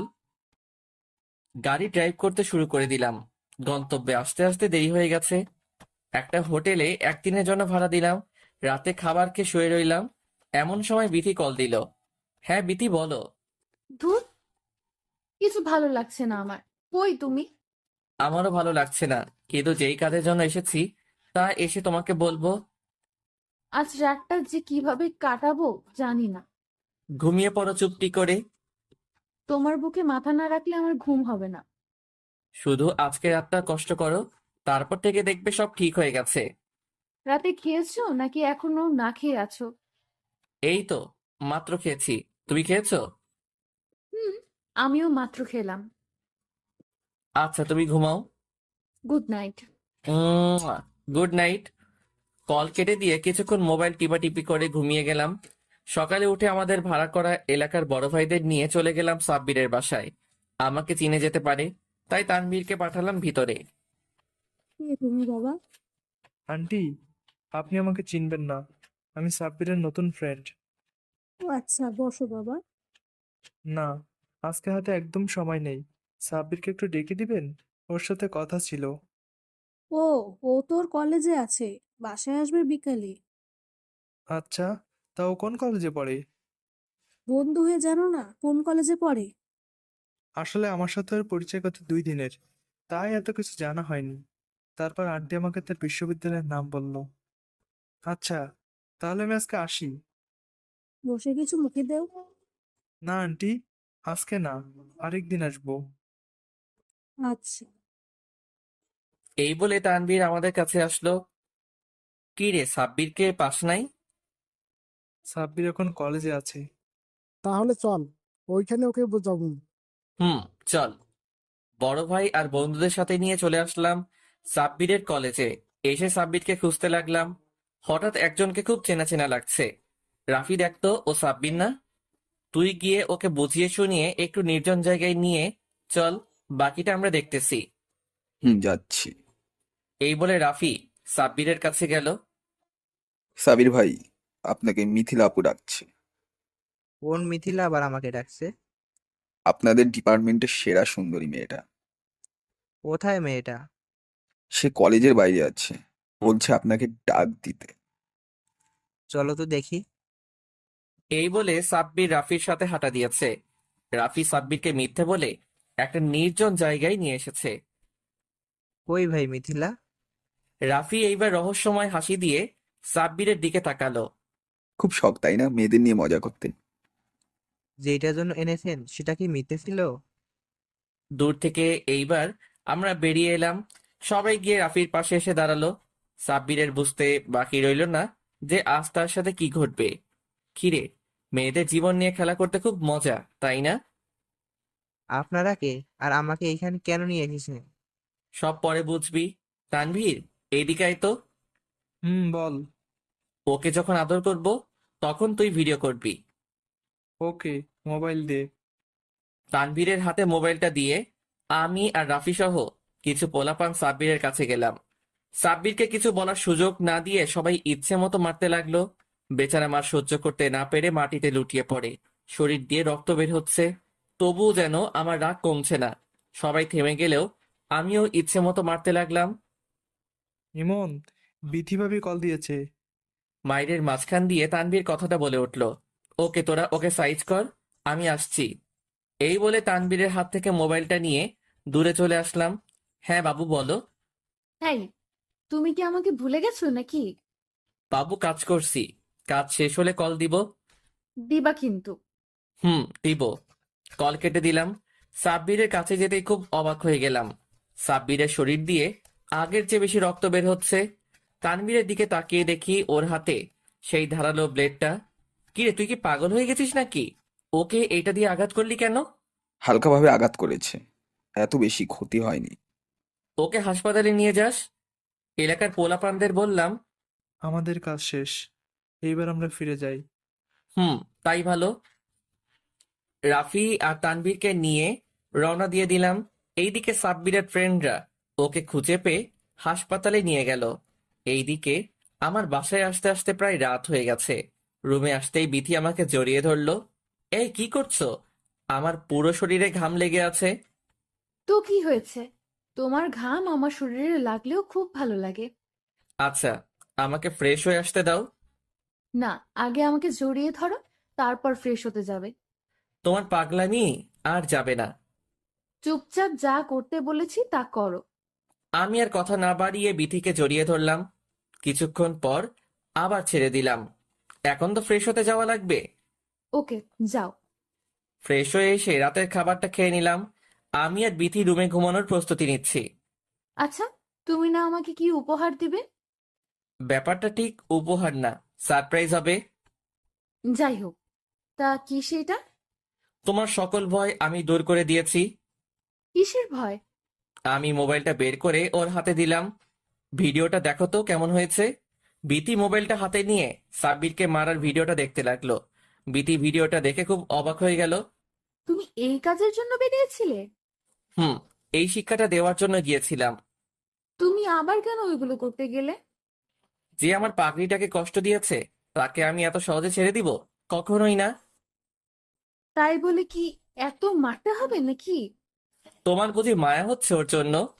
না, আমার কাছে অনেক খুশি লেগেছে। এতদিনে আমার ভয় আর রাগটা কমেছে। ওকে, এখন ঘুমিয়ে পড়ো। এইভাবে কেটে গেল কয়েকটি মাস। অফিসে বসে কাজ করছি, এমন সময় বিথির কল আসলো। হ্যাঁ বিথি, বলো। এই, তাড়াতাড়ি বাসায় আসতে পারবে?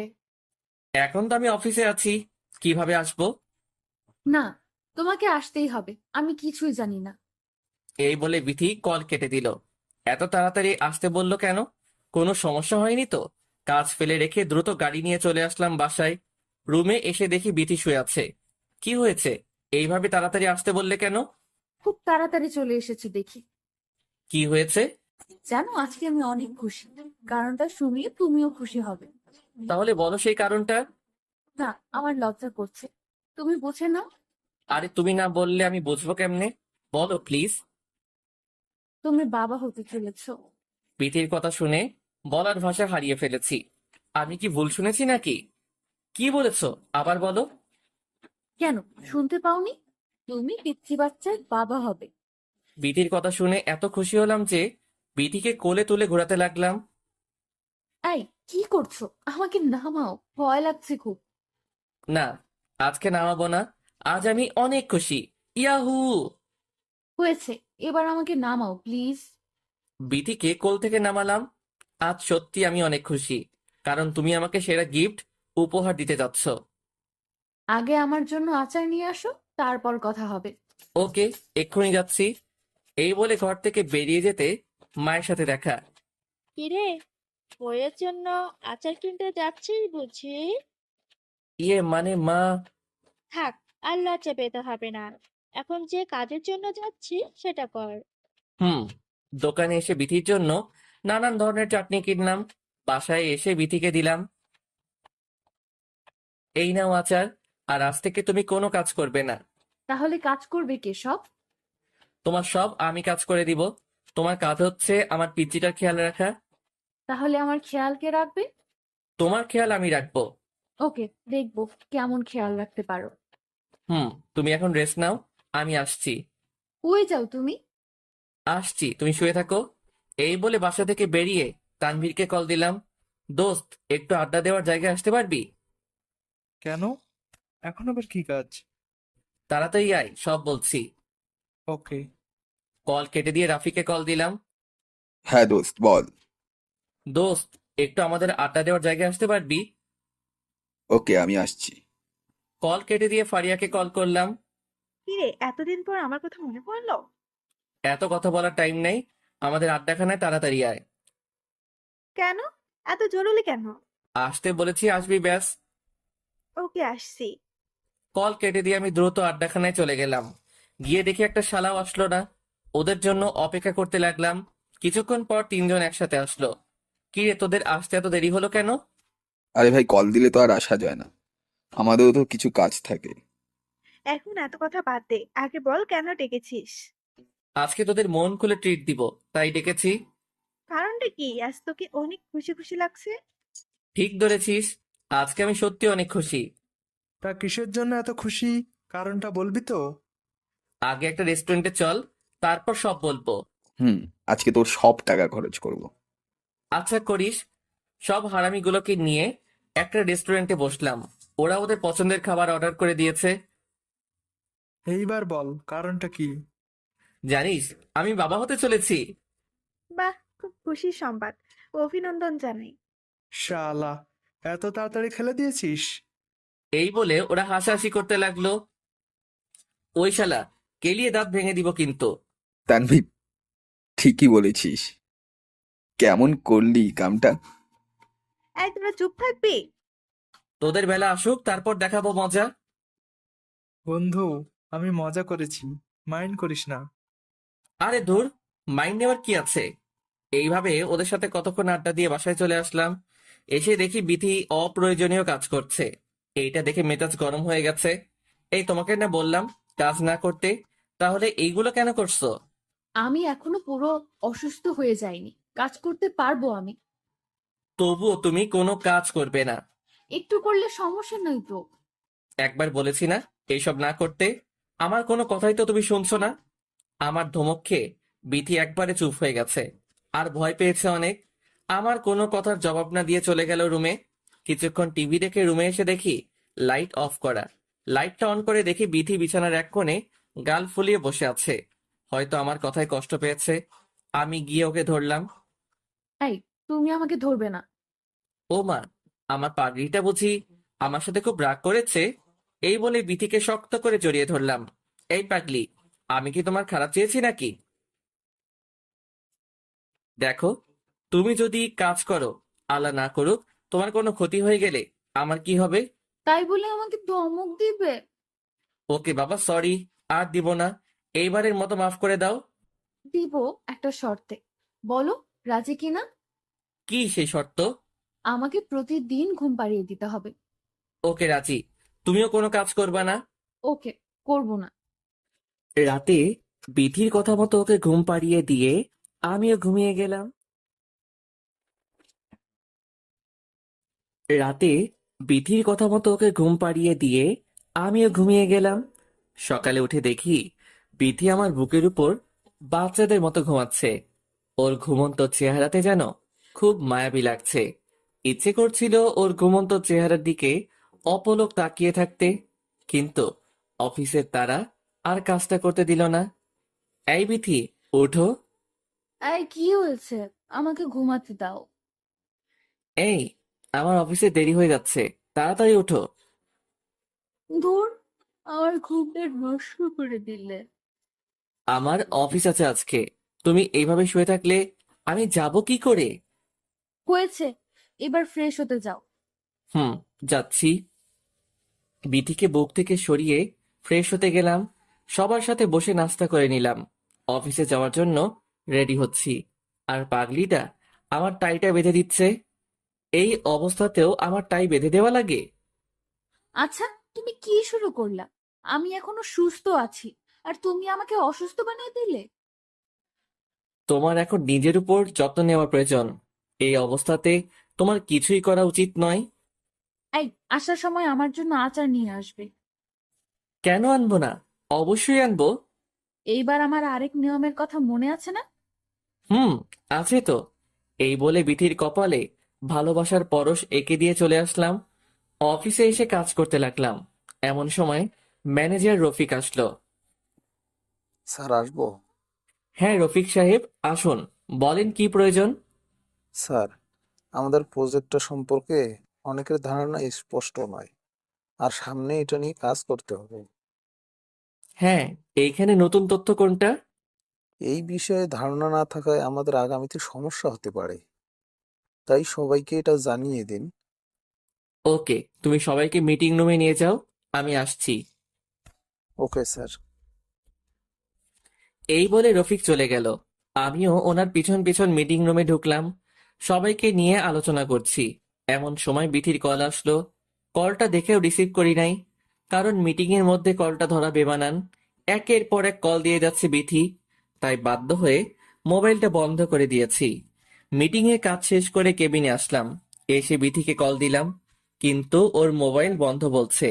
হয়তো আমার খোঁজ খবর নেওয়ার জন্য কল দিয়েছে।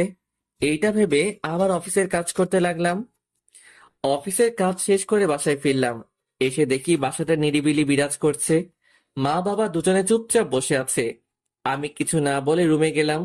ফ্রেশ হয়ে এসে একটা জিনিস খেয়াল করলাম। সেটা হলো, আমি আসার পর থেকে বিথিকে দেখতে পাইনি। তাই মাকে জিজ্ঞেস করলাম, মা, বিথি কই? মা এমন ভাবে আমার দিকে তাকিয়েছে যেন আমি কোনো ভুল প্রশ্ন করে ফেলেছি। কি হলো, কথা বলছো না কেন? বিথি কই? বিথিকে আমি তাড়িয়ে দিয়েছি। মায়ের কথা শুনে যেন আকাশ থেকে পড়লাম, আর সাথে অবাক হলাম। বিথিকে তাড়িয়ে দিয়েছো মানে? ও একটা খারাপ মেয়ে, ও একটা ধর্ষিতা মেয়ে। মায়ের কথা শুনে কথা বলার ভাষা হারিয়ে ফেলেছি। মা, তুমি এগুলো কি বলছো? কেন, তুই কি জানোস না যে ও ধর্ষিতা মেয়ে? বাহ মা বাহ, তোমার কথায় আর কাজে কোনো মিল নেই। কি বলতে চাস তুই? আমি বলতে চাই এই কথা যে, যেই বাবা মা আমাকে শিক্ষা দিয়েছিল যে পাপীকে নয়, পাপকে ঘৃণা করো। আজ তাদের দ্বারা এমন নিকৃষ্ট কাজ হতে পারে তা আমার জানা ছিল না। কোনো ধর্ষিতা মেয়ে আমার বাড়ির বউ হবে না। বিথির কথা ছেড়ে দাও। আরে, ওর মধ্যে বড় হচ্ছে আমাদের বাড়ির প্রদীপ। সেইটা কি তোমরা ভুলে গেছো? তুই এখন এগুলো কেন বলছিস? বিথি তো ইচ্ছে করে ধর্ষিত হয়নি, তাকে জোর করা হয়েছে। সেটা কি জানো না? আচ্ছা, তোমাদের এইগুলো কে বলেছে? সাব্বির নামে একটা ছেলে বাসায় এসেছিল আর সেই বলেছে। আজ আমি এখানে দাঁড়িয়ে একটা কথা বলি, যদি আমি আমার বিথিকে না পাই তাহলে তোমরা ভুলে যেও যে তোমাদের কোনো ছেলে নেই আর ছিল না। কি বলছিস এইসব তুই? এইটাই আমার শেষ কথা। এই বলে আমি বাসা থেকে বেরিয়ে যাই। বিথিদের বাড়িতে কল দিলাম, কিন্তু বিথি সেইখানে যাই নাই। অনেক খোঁজাখুঁজি করে ক্লান্ত হয়ে রাস্তার পাশে বসে আছি। মোবাইলটা এখন অফ করা। অন করতেই দেখি ফারিয়ার অনেকগুলো কল আসলো। আমিও দেরি না করে ফারিয়াকে কল দিলাম। কি রে, অনেকগুলো দিয়েছিস দেখলাম, কারণ কি? তুই একটু আমার বাসায় আসতে পারবি? দোস্ত, ভালো লাগছে না, পরে আসবো। আমি তোরা এখন আসতে বলেছি, তাই তুই এখনই আসবি। বাসায় গিয়ে কি করব? আসলেই দেখতে পারবি তুই। তাড়াতাড়ি আয়। হুম, আসছি। ফারিয়ার জোরাজুরিতে আর না গিয়ে পারলাম না। ফারিয়ার বাসায় গিয়ে কলিং বেল চাপ দিলাম। ফারিয়া দরজাটা খুলে দিল। কিরে, ডাকলি কেন? আমার রুমে যা, তারপর বলছি। হুম। আমি ফারিয়ার রুমে ঢুকে অবাক হয়ে যাই, কারণ সেইখানে বিথি আছে। বিথিকে শক্ত করে জড়িয়ে ধরে কান্না করে দিলাম। এই, তুমি আমাকে ছেড়ে চলে আসলে কেন? কে বলেছে আমি চলে আসছি? আমি তো তোমাকে ছাড়া থাকতে পারবো না। তাহলে তুমি বাড়ি থেকে বেরিয়ে আসলে কেন? কি করব? মা বাবা আমাকে ভুল বুঝেছে। ওনারা আমাকে জোর করে বের করে দিয়েছে। আমার জন্য একটু অপেক্ষা করতে পারলে না? আমি অনেকবার মাকে বলেছিলাম যে তুমি আসার পর যা সিদ্ধান্ত হয় তা আমি মেনে নিব, কিন্তু মা আমার কোনো কথাই শুনলো না। মা তোমাকে ভুল বুঝেছে, সত্যিটা মা বুঝতে পারে নাই। আমাকে তো কল করতে পারতে। তোমাকে অনেক কল দিয়েছি, কিন্তু তুমি ধরো নাই। চলো এখন আমরা বাসায় যাব। আমার যেতে ভয় করছে বাসায়। কেন? ভয় করবে কেন? কোনো ভয় নেই, চলো এখান থেকে। বিতির হাত ধরে যে পা বাড়ালাম, ঠিক তখনই ফারিয়া রুমে আসলো। কি রে, চলে যাচ্ছিস? হুম, যাচ্ছি। আচ্ছা, তুই বিথিকে কই পেয়েছিস? আমি মার্কেট করে আসার সময় দেখি বিথি রাস্তা দিয়ে হাঁটছে আর চোখে পানি ফেলছে। পরে ওকে পাশে নিয়ে আসি। ধন্যবাদ দিয়ে তোকে আর ছোট করব না। আচ্ছা, এখন আমরা আসি। সাবধানে যাস। বিথিকে নিয়ে বাসায় চলে আসলাম। বিথির দিকে তাকাতেই দেখি খুব ভয় আছে। কলিং বেল চাপ দিয়ে দুজনে দাঁড়িয়ে আছি। কিছুক্ষণ পর মা এসে দরজা খুলে দিল। দুজনে চুপচাপ দাঁড়িয়ে আছি, কেউ কোনো কথা বলছি না। কি রে, ভেতরে ঢুকবি না? আমরা কোনো জবাব না দিয়ে চুপচাপ ভিতরে আসলাম। এমন সময় মা বিথির কাছে হাত জোর করে বলতে লাগলো, মারে, আমি তোকে ভুল বুঝেছি, অনেক কথা শুনিয়েছি। আসলে দোষটা আমারই ছিল। তুই আমাকে মাফ করে দে। এ কি মা, আপনি এটা কি করছেন? আপনি তো সঠিক কাজ করেছেন, আর আপনি আমাদের জান্নাত। আপনি এভাবে ক্ষমা চাচ্ছেন কেন? আমি ঠিক বিচার না করে তোর উপর মিথ্যে অপবাদ দিয়েছি সাময়িকের জন্য। আমি তোর কাছে অপরাধী হয়ে গেলাম। মায়েরা কখনো সন্তানের কাছে মাফ চায় না। আপনিই তো আমার সব। বিথির কথা শুনে মা বিথিকে বুকের সাথে জড়িয়ে নিল।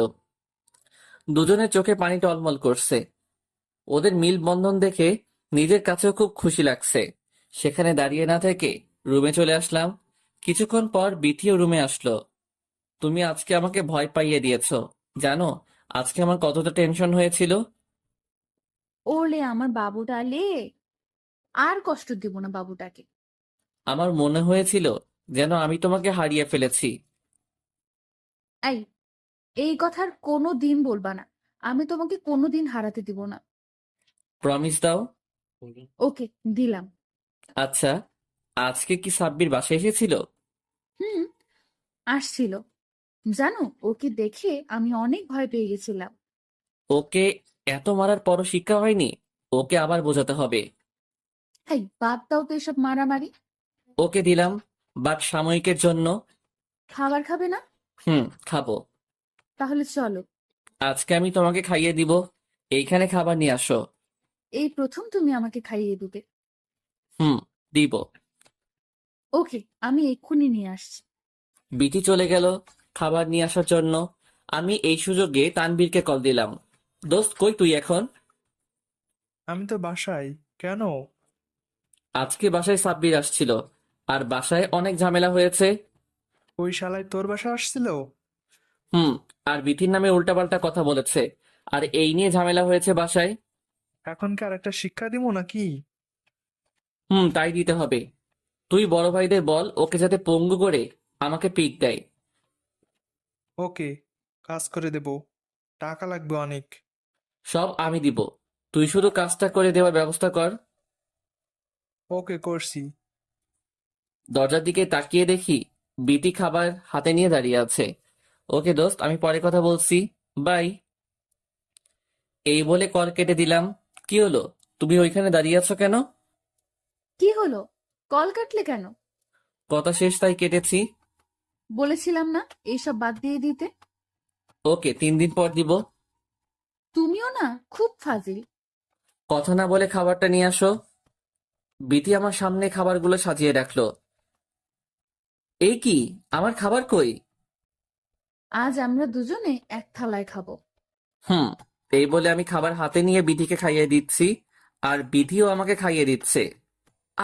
আউচ! আই, কি হলো? আমার আঙ্গুল কামড়ে দিয়ে আবার বলছো কি হলো? আহারে, লেগেছে বুঝি? হুম, অনেক। এদিকে আসো, আমি আদর করে দিই। না থাক, এখন লাগবে না। খাবারটা শেষ করো। হুম। খাবারটা শেষ করে দুজনে ঘুমানোর প্রস্তুতি নিলাম। আচ্ছা, তুমি যে আমার বাবুটার যত্ন নাও না, তার জন্য তোমাকে কি করতে মন চাই? বাবুর যত্ন নিতে হবে না, তুমি আমার যত্ন নিলেই হবে। তোমারটা তো নিচ্ছি। যদি পিচিটা বলে ফেলে যে বাবা, তুই শুধু মায়ের যত্ন নিয়েছো, আমার নাওনি, তাহলে কি বলবে? আমার বাচ্চা সামলাবে তোমার মা, আর তোমার মায়ের বাচ্চা সামলাবো আমি। বাহ, ভালোই তো কথা বলতে পারো। সরো, আমি তোমার বুকে ঘুমাবো। নিষেধ করেছে কে? ঘুমাও তুমি। বিধিকে বুকে নিয়ে হারিয়ে গেলাম ঘুমের রাজ্যে। দেখতে দেখতে এইভাবে কেটে গেল কয়েকটি মাস। প্রতিদিনকার মতো আজকেও বিধির নিয়ম মেনে অফিসে চলে আসলাম। অফিসে বসে কাজ করছি, এমন সময় বাসা থেকে মায়ের কল আসলো।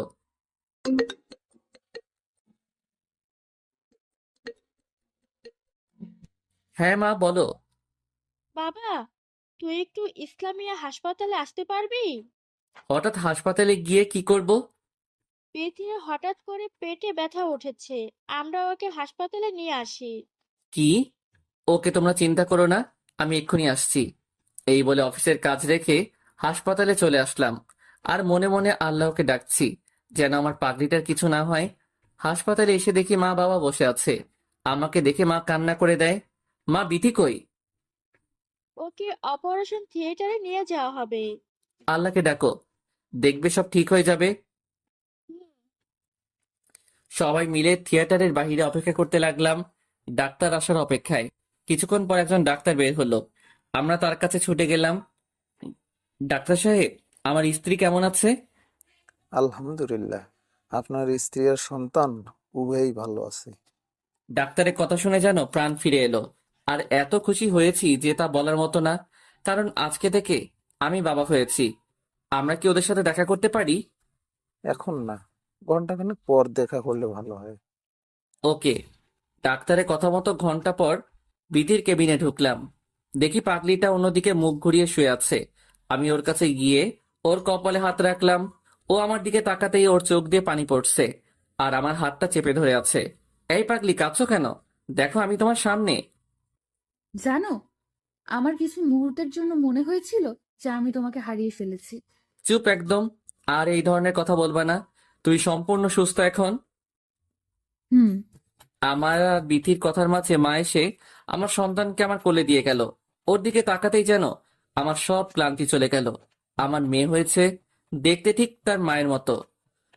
আমার দিকে তাকিয়ে হাসছে।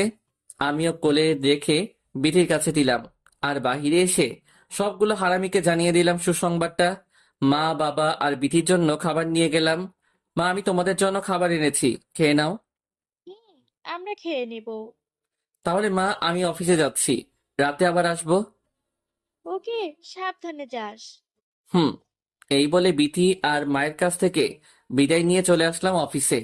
কিছুক্ষণ পর রাফি, ফারিয়া আর তানবীর হাতে করে একটা ব্যাগ নিয়ে আমার কেবিনে আসলো।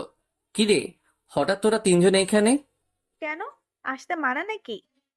না, মানা হবে কেন? তুই যে সংবাদ শুনিয়েছিলি তা শুনে কি ঘরে বসে থাকা যায়? তা হাতে ওইটা কি? এটা হচ্ছে মিষ্টি, তোর জন্য এনেছি। আমার জন্য মিষ্টি কেন?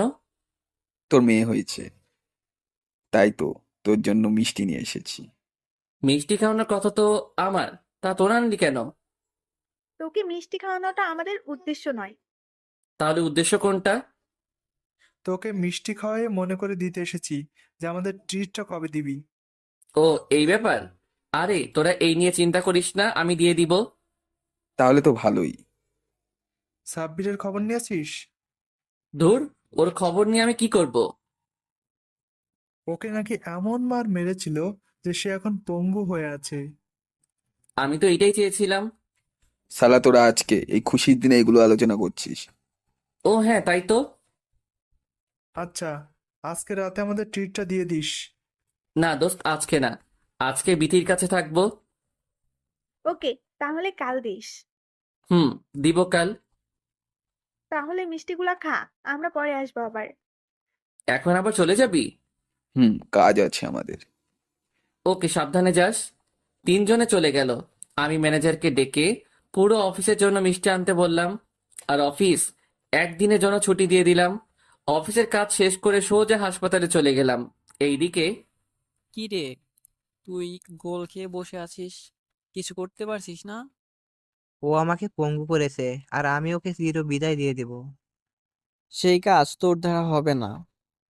তুই ওর ক্ষতি করলে ও এবার তোকে মেরেই ফেলবে। এইবার কে মরবে সেটা দেখা যাবে। গোল এইবার আমি দিবই।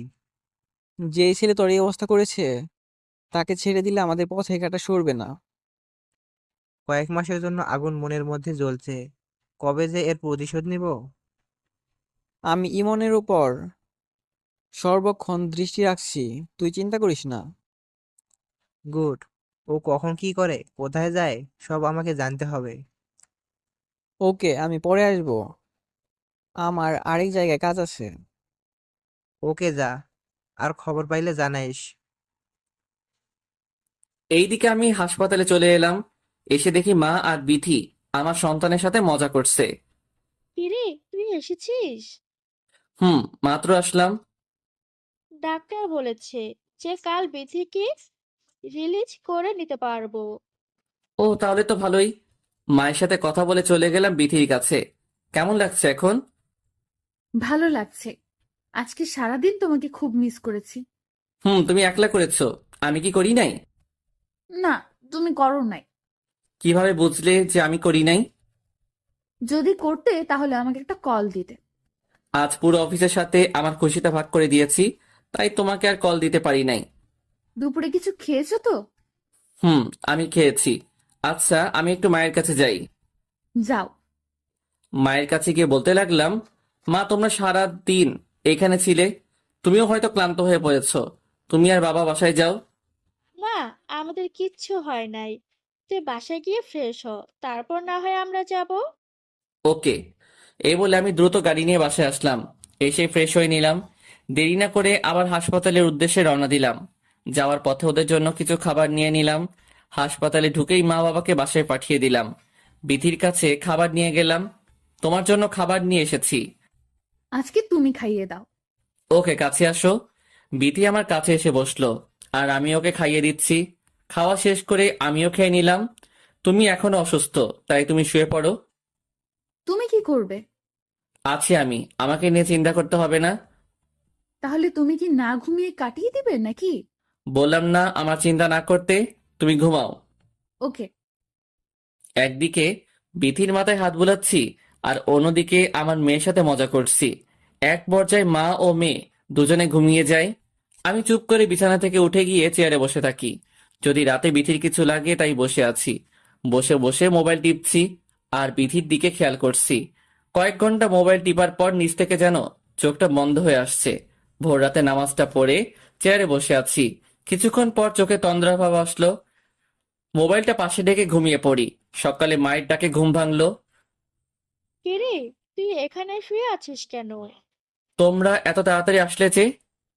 এসেছি আমার নাতনি আর মেয়েকে দেখার জন্য। ওকে, তোমরা বসো, আমি তোমাদের জন্য নাস্তা আনছি। ফ্রেশ হয়ে হাসপাতালে বাইরে এসে সবার জন্য কিছু নাস্তা নিলাম। দুপুরে বিথিকে বাসায় দিয়ে আসলাম। বিথি শুয়ে আছে আর আমার মেয়েকে তার দাদা দাদি আদর করছে। এমন সময় তানবীর, ফারিয়া আর বিথি আসলো। কিরে, কি খবর তোদের? আর এইখানে তোরা? আমরা তোর কাছে আসি নাই, আমরা আসছি বিথি ভাবির সাথে দেখা করতে। যা, ও রুমে আছে। ওরা চলে গেল বিথির সাথে দেখা করার জন্য। কিছুক্ষণ পর আমিও গেলাম ওদের পিছন পিছন রুমে। গিয়ে দেখি ওরা খুব মজা করছে। আমিও তাদের সাথে যোগ দিলাম। সবাই ভালোই মজা করছে। অন্যদিকে দোস্ত, ইমনের একটা মেয়ে সন্তান হয়েছে। এইটা খুব খুশির সংবাদ। এটা খুশি সংবাদ ওদের জন্য, আমাদের জন্য না। আরে বলদ, এইটা আমাদের জন্য খুশির সংবাদ। কিভাবে? ইমন এখন তার মেয়েকে নিয়ে বিধি থাকবে আর ওর প্রতি দুর্বল জন্মাবে। তাতে আমাদের লাভ কি? তাতে আমাদের অনেক লাভ, সেটা পরে বুঝবি। তুই আপাতত ওর উপর নজর রাখিস। তা তো রাখবই। তাহলে যা, এখন পরে আসিস। আচ্ছা। এইদিকে ফারিয়া, রাফি আর তানভীর আমার মেয়েকে নিয়ে মজা করছে। দেখতে পুরো ভাবির মতো সুন্দর হয়েছে। ভাবছিলাম ইমনের মতো হইব, কিন্তু তোর যে চেহারা। এই বলে ওরা হাসাহাসি শুরু করে দিল। আমি ওদের কথা জবাব না দিয়ে বিধির কাছে গেলাম। এই, আমাদের মেয়ের নাম তো রাখা হয়নি। ও হ্যাঁ, তাই তো। ওর নাম কি রাখা যায়? ওর নাম সুমাইয়া রাখলে কেমন হয়? তুমি যা রাখবে তাই। কিরে, তোদের প্রেম করা কি শেষ হয়েছে নাকি আরো বাকি আছে? তোদের জন্য আর পারলাম কই। আমরা চলে যাবার পর ইচ্ছে মতো প্রেম করিস, এখন বাচ্চাটাকে ধর। তোমরা চলে যাবে মানে? মানে আমরা যাচ্ছি এখন। না, আজকে যাওয়া হবে না। আজকে খাবার খেয়ে যেতে হবে। না ভাবি, আজকে না, আরেকদিন এসে খাবো। তাহলে প্রমিস দাও যে আরেকদিন এসে খাবে। ওকে ভাবি, প্রমিস দিলাম, আরেকদিন এসে জমিয়ে আড্ডা দিয়ে খাবার খেয়ে যাব। ওকে, তাহলে সাবধানে যেও তোমরা। ওরা চলে গেল আর আমাদের মাঝের খুনসুটি আরো বাড়তে লাগলো। দেখতে দেখতে আমার মেয়েটা বড় হয়ে উঠলো। ওর বয়স 6 বছর। পুরো বাড়িটাকে ও ওর দুষ্টুমি দ্বারা মাতিয়ে রাখে। খুব খেয়াল রাখে আমাদের। আজ ওর 6ষ্ঠ জন্মদিন। খুব ধুমধাম করে আয়োজন করা হয়েছে। পুরো বাড়ি মেহমান। আমি আর বিথি ঘুমানোর প্রস্তুতি নিলাম। এমন সময় আমার মেয়ে সুমাইয়া রুমে আসলো। কি হয়েছে মা, কিছু লাগবে নাকি? বাবা, আমার একটা আবদার আছে। কি আবদার শুনি? আমাকে আর মাকে নিয়ে তোমাকে ঘুরতে যেতে হবে। ওকে, আপনার আবদার গ্রহণ করলাম। আমরা কালই ঘুরতে যাব। ধন্যবাদ বাবা। এই বলে আমার গালে একটা চুমু দিয়ে দৌড় দিল। দেখেছো, আমার মেয়েটা দেখতে দেখতে আজকে কথা বলতে শিখে গেছে। তা তো দেখছি, কিন্তু আরেকটা জিনিসও দেখছি। কি সেইটা? পাগলের সাথে আরেক পাগলকে দেখেছি। মানে? সুমাইয়া ঘুরতে বলে গেল আর তুমি রাজি হয়ে গেলে? আমার মেয়ে ঘুরতে যেতে চেয়েছে আর আমি ওকে না করে দিব? তা কবে? কাল যাবে ঘুরতে? কাল যাব আমরা। বিকেলে গাড়িতে উঠবো। আচ্ছা, তাহলে তো কাপড় গোছাতে হয়। কাল সকালে গুছাবো। এখন ঘুমাও, আমার খুব ঘুম পাচ্ছে। আমারও। সারাদিন কাজ করে ক্লান্ত। এই, তোমার কাছে কোলবালিশ কেন? ওইটাকে ছুঁড়ে ফেলো। ও, আমি তো ভুলেই গেছি যে আমার কোলবালিশ তো তুমি। এখন আমাকে জড়িয়ে ধরো। বিথিকে জড়িয়ে ধরে ঘুমিয়ে গেছি। সকালে উঠে দেখি বিথির জায়গায় সুমাইয়া শুয়ে আছে। সুমাইয়া আমাকে দেখে হাসতে লাগলো। আমি ওকে দেখে কিছুটা অবাক হয়ে গেলাম। সুমাইয়া, তুমি এখানে? সকালে তোমাদের রুমে এসে দেখি তুমি মাকে ধরে শুয়ে আছো। তখন আমি তোমার হাতটা সরিয়ে আমি শুয়ে পড়ি তোমার কোলে। সুমাইয়ার কথা শুনে খুব লজ্জা পেলাম। শুধু আমি না, সাথে বিথিও লজ্জা পেল। তুমি একটু তোমার দাদির কাছে যাও তো, বাবা এখন ফ্রেশ হবো। আচ্ছা, যাচ্ছি। এই বলে সুমাইয়া রুম থেকে বেরিয়ে গেল। এই, তুমি রাতে দরজা বন্ধ করো নাই? করেছি তো, রাতে মায়ের কাছে গিয়েছিলাম, তখন আর বন্ধ করি নাই।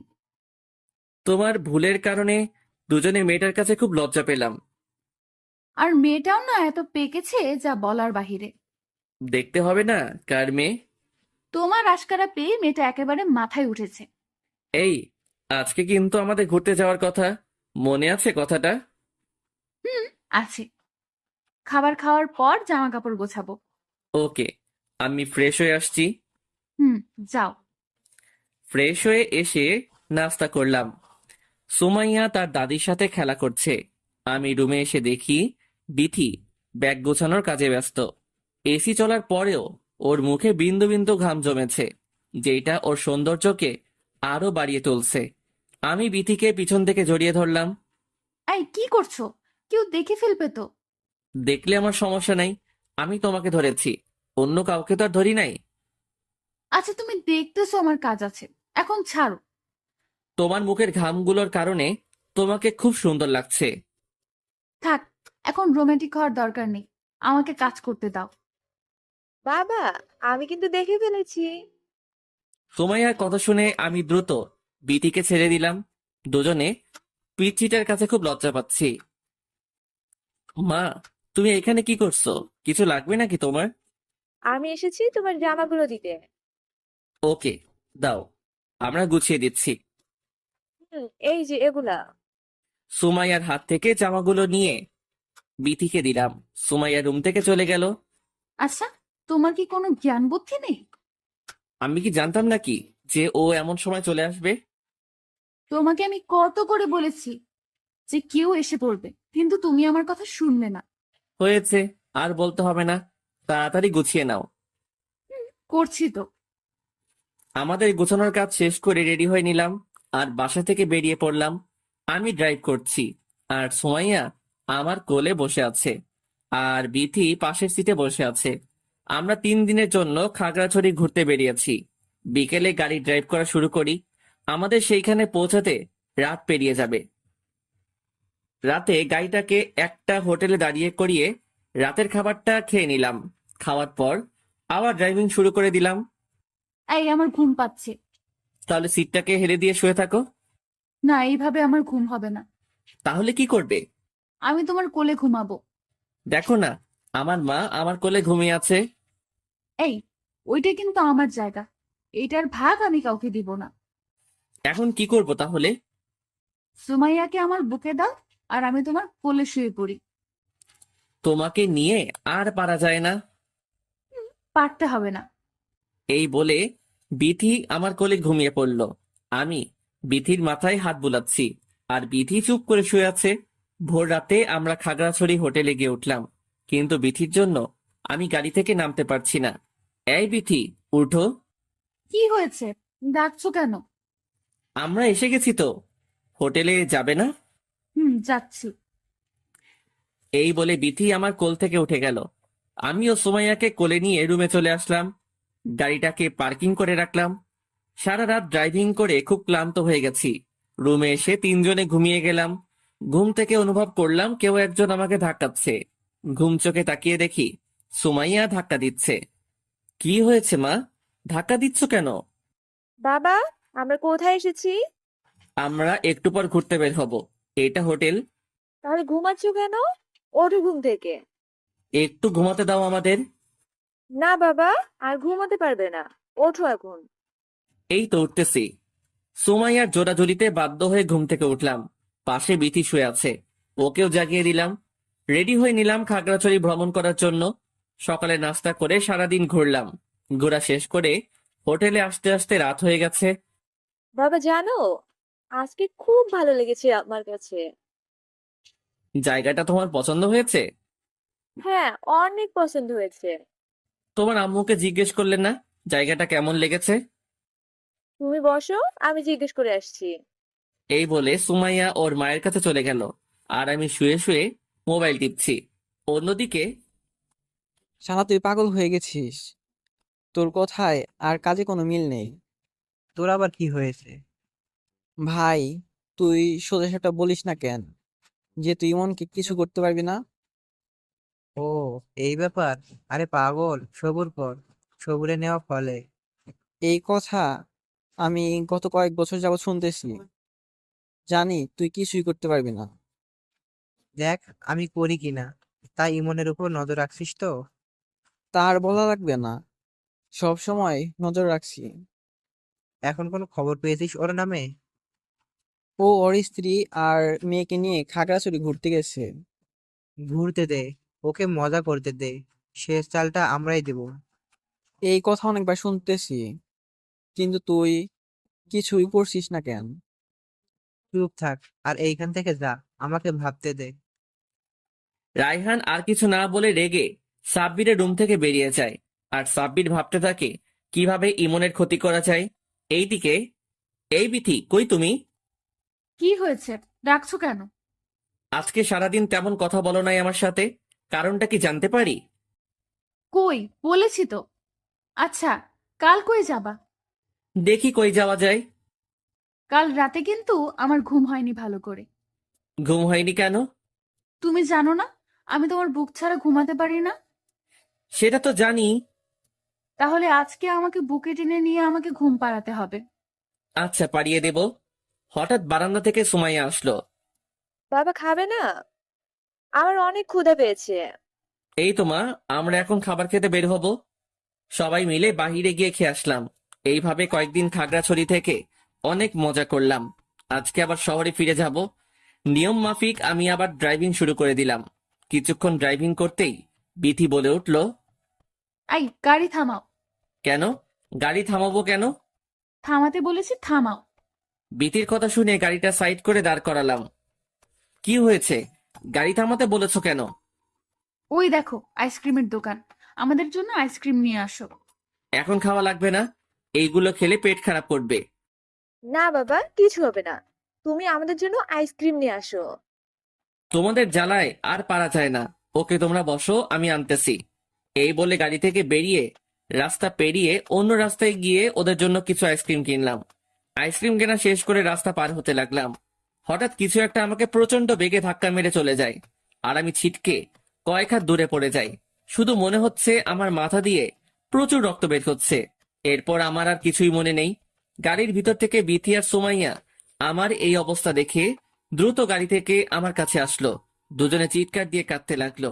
চারপাশে অনেক লোকজন জড়ো হয়ে গেছে। এই ইমন, চোখ খুলো, দেখো তোমার কিচ্ছু হবে না। বাবা ওঠো, চলো আমরা বাসায় যাব। এই বলে বিথি আর সুমাইয়া কাঁদতে লাগলো। কিছু লোক আমাকে ধরে পাশের একটা হাসপাতালে নিয়ে আসে। এইদিকে বিথি, তানবীর, ফারিয়া আর রাফিকে কল করে সব বলে দেয়। ওরা তিনজন হাসপাতালে আসার উদ্দেশ্যে রওনা দিয়ে দেয়। বিথি অপারেশন থিয়েটারের সামনে অপেক্ষা করছে, আর তার চোখ দিয়ে অঝরে পানি পড়ছে। এইদিকে সুমাইয়াও কেঁদে যাচ্ছে। মা কান্না করো না, তোমার বাবার কিচ্ছু হবে না। বাবা কি আমাদের সাথে আগের মতো মজা করতে পারবে? পারবে।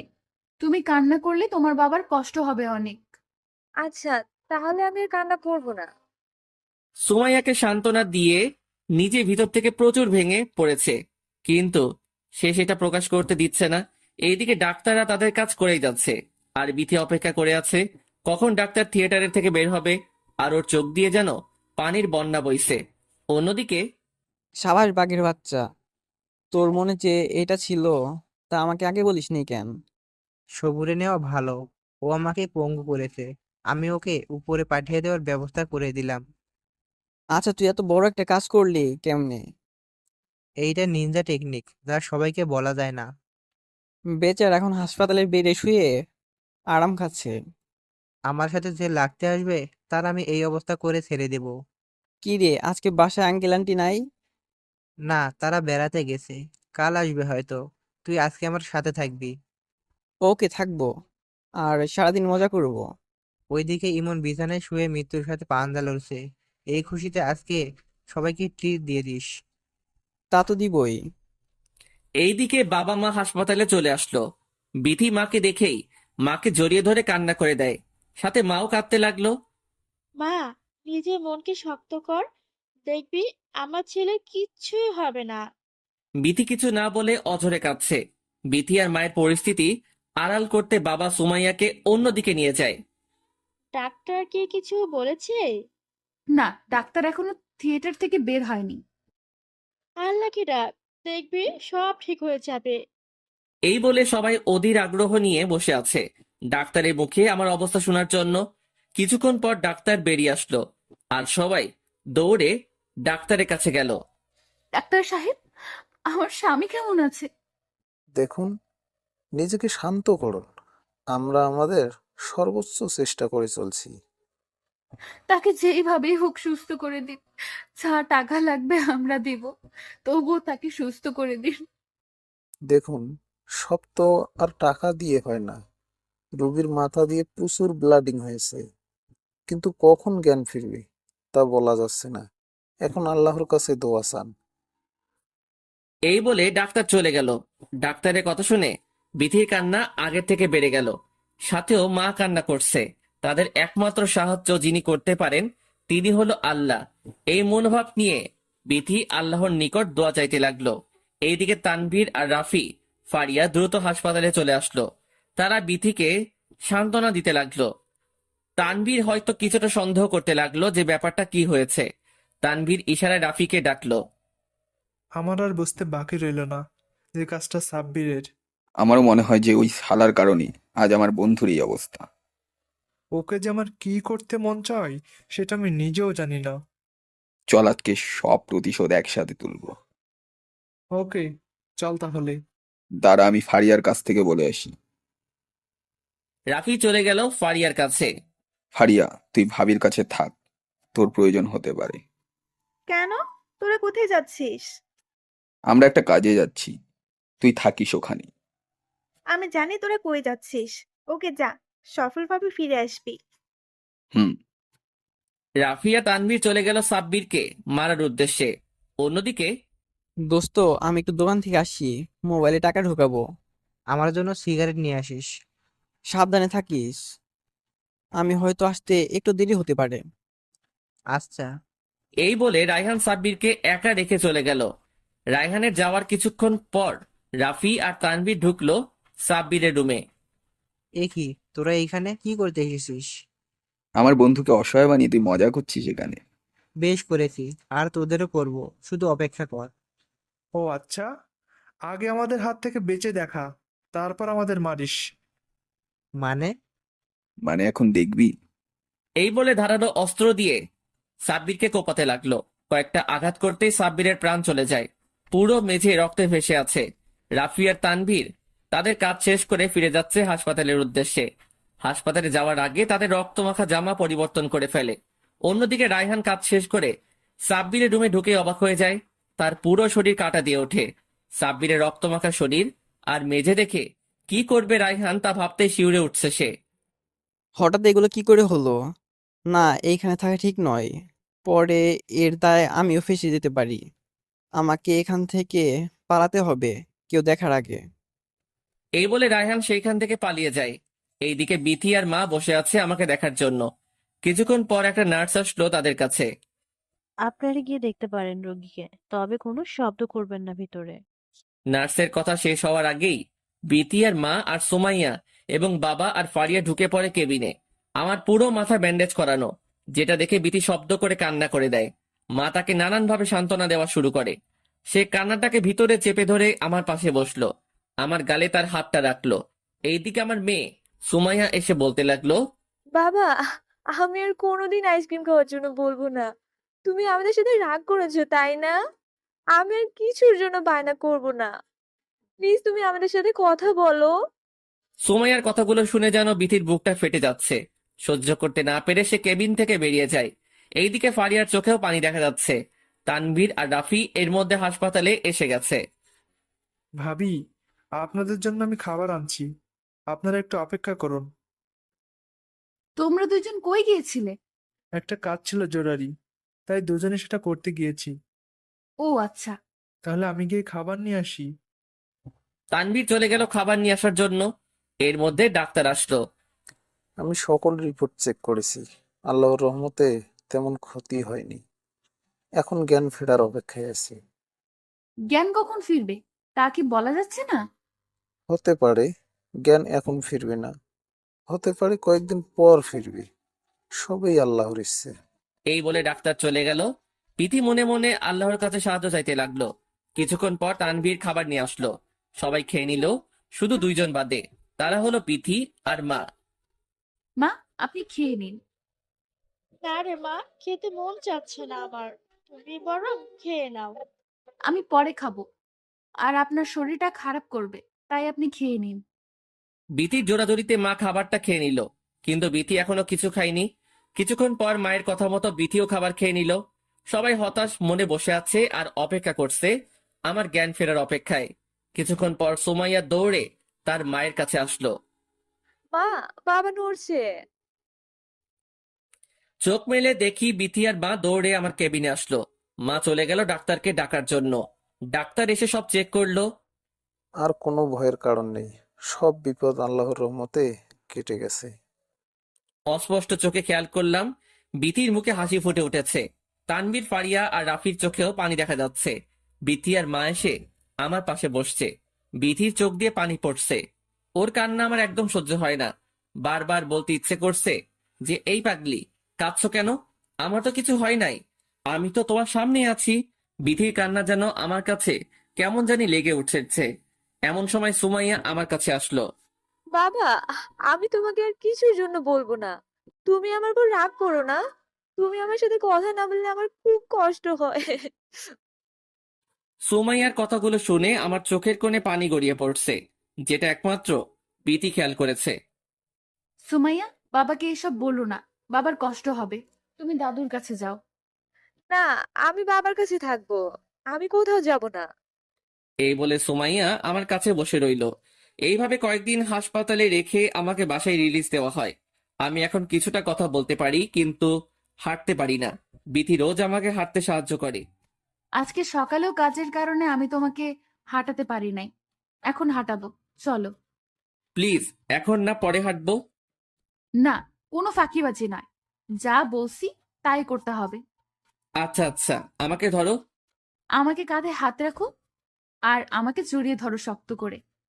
আমি বিথির কথা মতো বিথির কাঁধে এমনভাবে হাত রাখলাম, মনে হচ্ছে আমি ওকে জড়িয়ে ধরে আছি। বিথি এইভাবে আমাকে হাঁটায় রোজ। আমার হাঁটা দেখে আমার মেয়ে সুমাইয়া আমার কাছে আসলো। মা, আমি আজকে বাবাকে হাঁটাবো। সুমাইয়া, তুমি এটা করতে পারবে না, কষ্ট হবে তোমার। না, আমি পারবো। আমি আজকে বাবাকে হাঁটাবো। মা, তুমি আমার পা ধরে হাঁটো, তাহলেই হবে। ওকে বাবা। এই বলে সুমাইয়া আমার পা ধরে আমার সাথে হাঁটতে লাগলো। বিথি আর সুমাইয়া আমার এইভাবে খেয়াল রাখে। ওদের যত্নের কারণে কি আর অসুস্থ থাকা যায় নাকি? ধীরে ধীরে সম্পূর্ণ সুস্থ হয়ে উঠি আমি। আজ আমি আল্লাহর রহমতে সম্পূর্ণ সুস্থ। রাতে একটু হেলান দিয়ে চোখ বুজে বসে আছি। এমন সময় অনুভব করলাম কেউ জানি আমাকে গুঁতা দিচ্ছে। তাকিয়ে দেখি ফারিয়া, রাফি, তানভীর দাঁড়িয়ে আছে। আরে দোস্ত, তোরা? তুই আজকে সম্পূর্ণ সুস্থ, তাই তোকে দেখতে এসেছি আমরা। এতদিন আসিস নাই কেন? আরে বেটা, আমাদের তো কিছু না কিছু কাজ থাকে, আজকে ফ্রি ছিলাম তাই এসে গেছি। বিথি কই? ভাবি আমাদের জন্য নাস্তা বানিয়ে নিচ্ছে। শুধু নাস্তা পানি কাজ হবে না, আমাদের সাথে রাতে খেতে হবে। ওকে আজকে খাবো আমরা। দোস্ত, একটা খবর শুনেছি। কি খবর?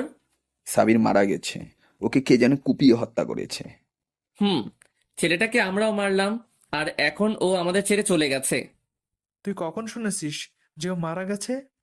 কয়েকদিন আগে শুনেছি বিথির কাছ থেকে। আজকে একটা কথা শুনে রাখ। কি কথা?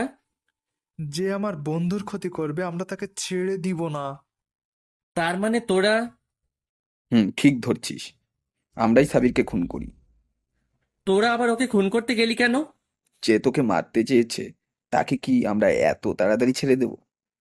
তার মানে আমার অ্যাক্সিডেন্টের পিছনে সাব্বিরের হাত ছিল? তা নয়তো কি? বাহ, বন্ধুদের হাতটা অনেক লম্বা করলি। আজকে থেকে আর মারামারি করব না। আমিও তাই ভাবছি। এর মাঝে বিথির চলে আসায় কথা মাঝপথে থামিয়ে দিলাম। বিথি সবাইকে নাস্তা দিচ্ছে। সাথে আমিও খাচ্ছি। রাতে সবাই জমিয়ে খাবার খেলাম, অনেক আড্ডা দিলাম। রাফিয়া, তানভীর এবং ফারিয়া চলে গেল। সুমাইয়া তার দাদির কাছে আছে। আমি আর বিথি ঘুমানোর প্রস্তুতি নিচ্ছি। বিথি কাজ করছে আর আমি ওকে পিছন থেকে জড়িয়ে ধরলাম। এই কি করছো? দরজা বন্ধ আছে, কেউ দেখবে না, আর পালাতেও পারবে না। তাই নাকি? তা হঠাৎ এইভাবে জড়িয়ে ধরার কারণ? আদর পেতে চাই। না দিলে কি করবা? জোর করে নিব। জীবনেও পারবে না। বিথির কথা শুনে ওকে শক্ত করে জড়িয়ে ধরে 4 ঠোঁট এক করে দিলাম। টানা 5 মিনিট পর ছেড়ে দিলাম। আর একটু হলে তো মরে যেতাম। তাহলে তুমি শিখিয়ে দাও আমাকে। তোমার লুচু পাঠকরা তো সব দেখছে, কিভাবে শেখাবো? এই মিয়ারা কি দেখেন? যান এখান থেকে, আর আমাকে কিছু শিখতে দিন। ওরা মনে হয় যাবে না, তোমার পাঠকেরা তোমার মতো লুচু। লাইট অফ করে দিলে আর দেখবে না। লাইট অফ করে দুজনে পাড়ি জমালাম অজানা ভালোবাসার গহীনে। এই যে ভাইরা আপুরা, কোথায় যেতেছেন? ভিডিও দেখেই চলে যাবেন সেটা তো হবে না, আমাদের চ্যানেলটা সাবস্ক্রাইব করতে হবে। তো তাড়াতাড়ি আমাদের চ্যানেলটা সাবস্ক্রাইব করুন।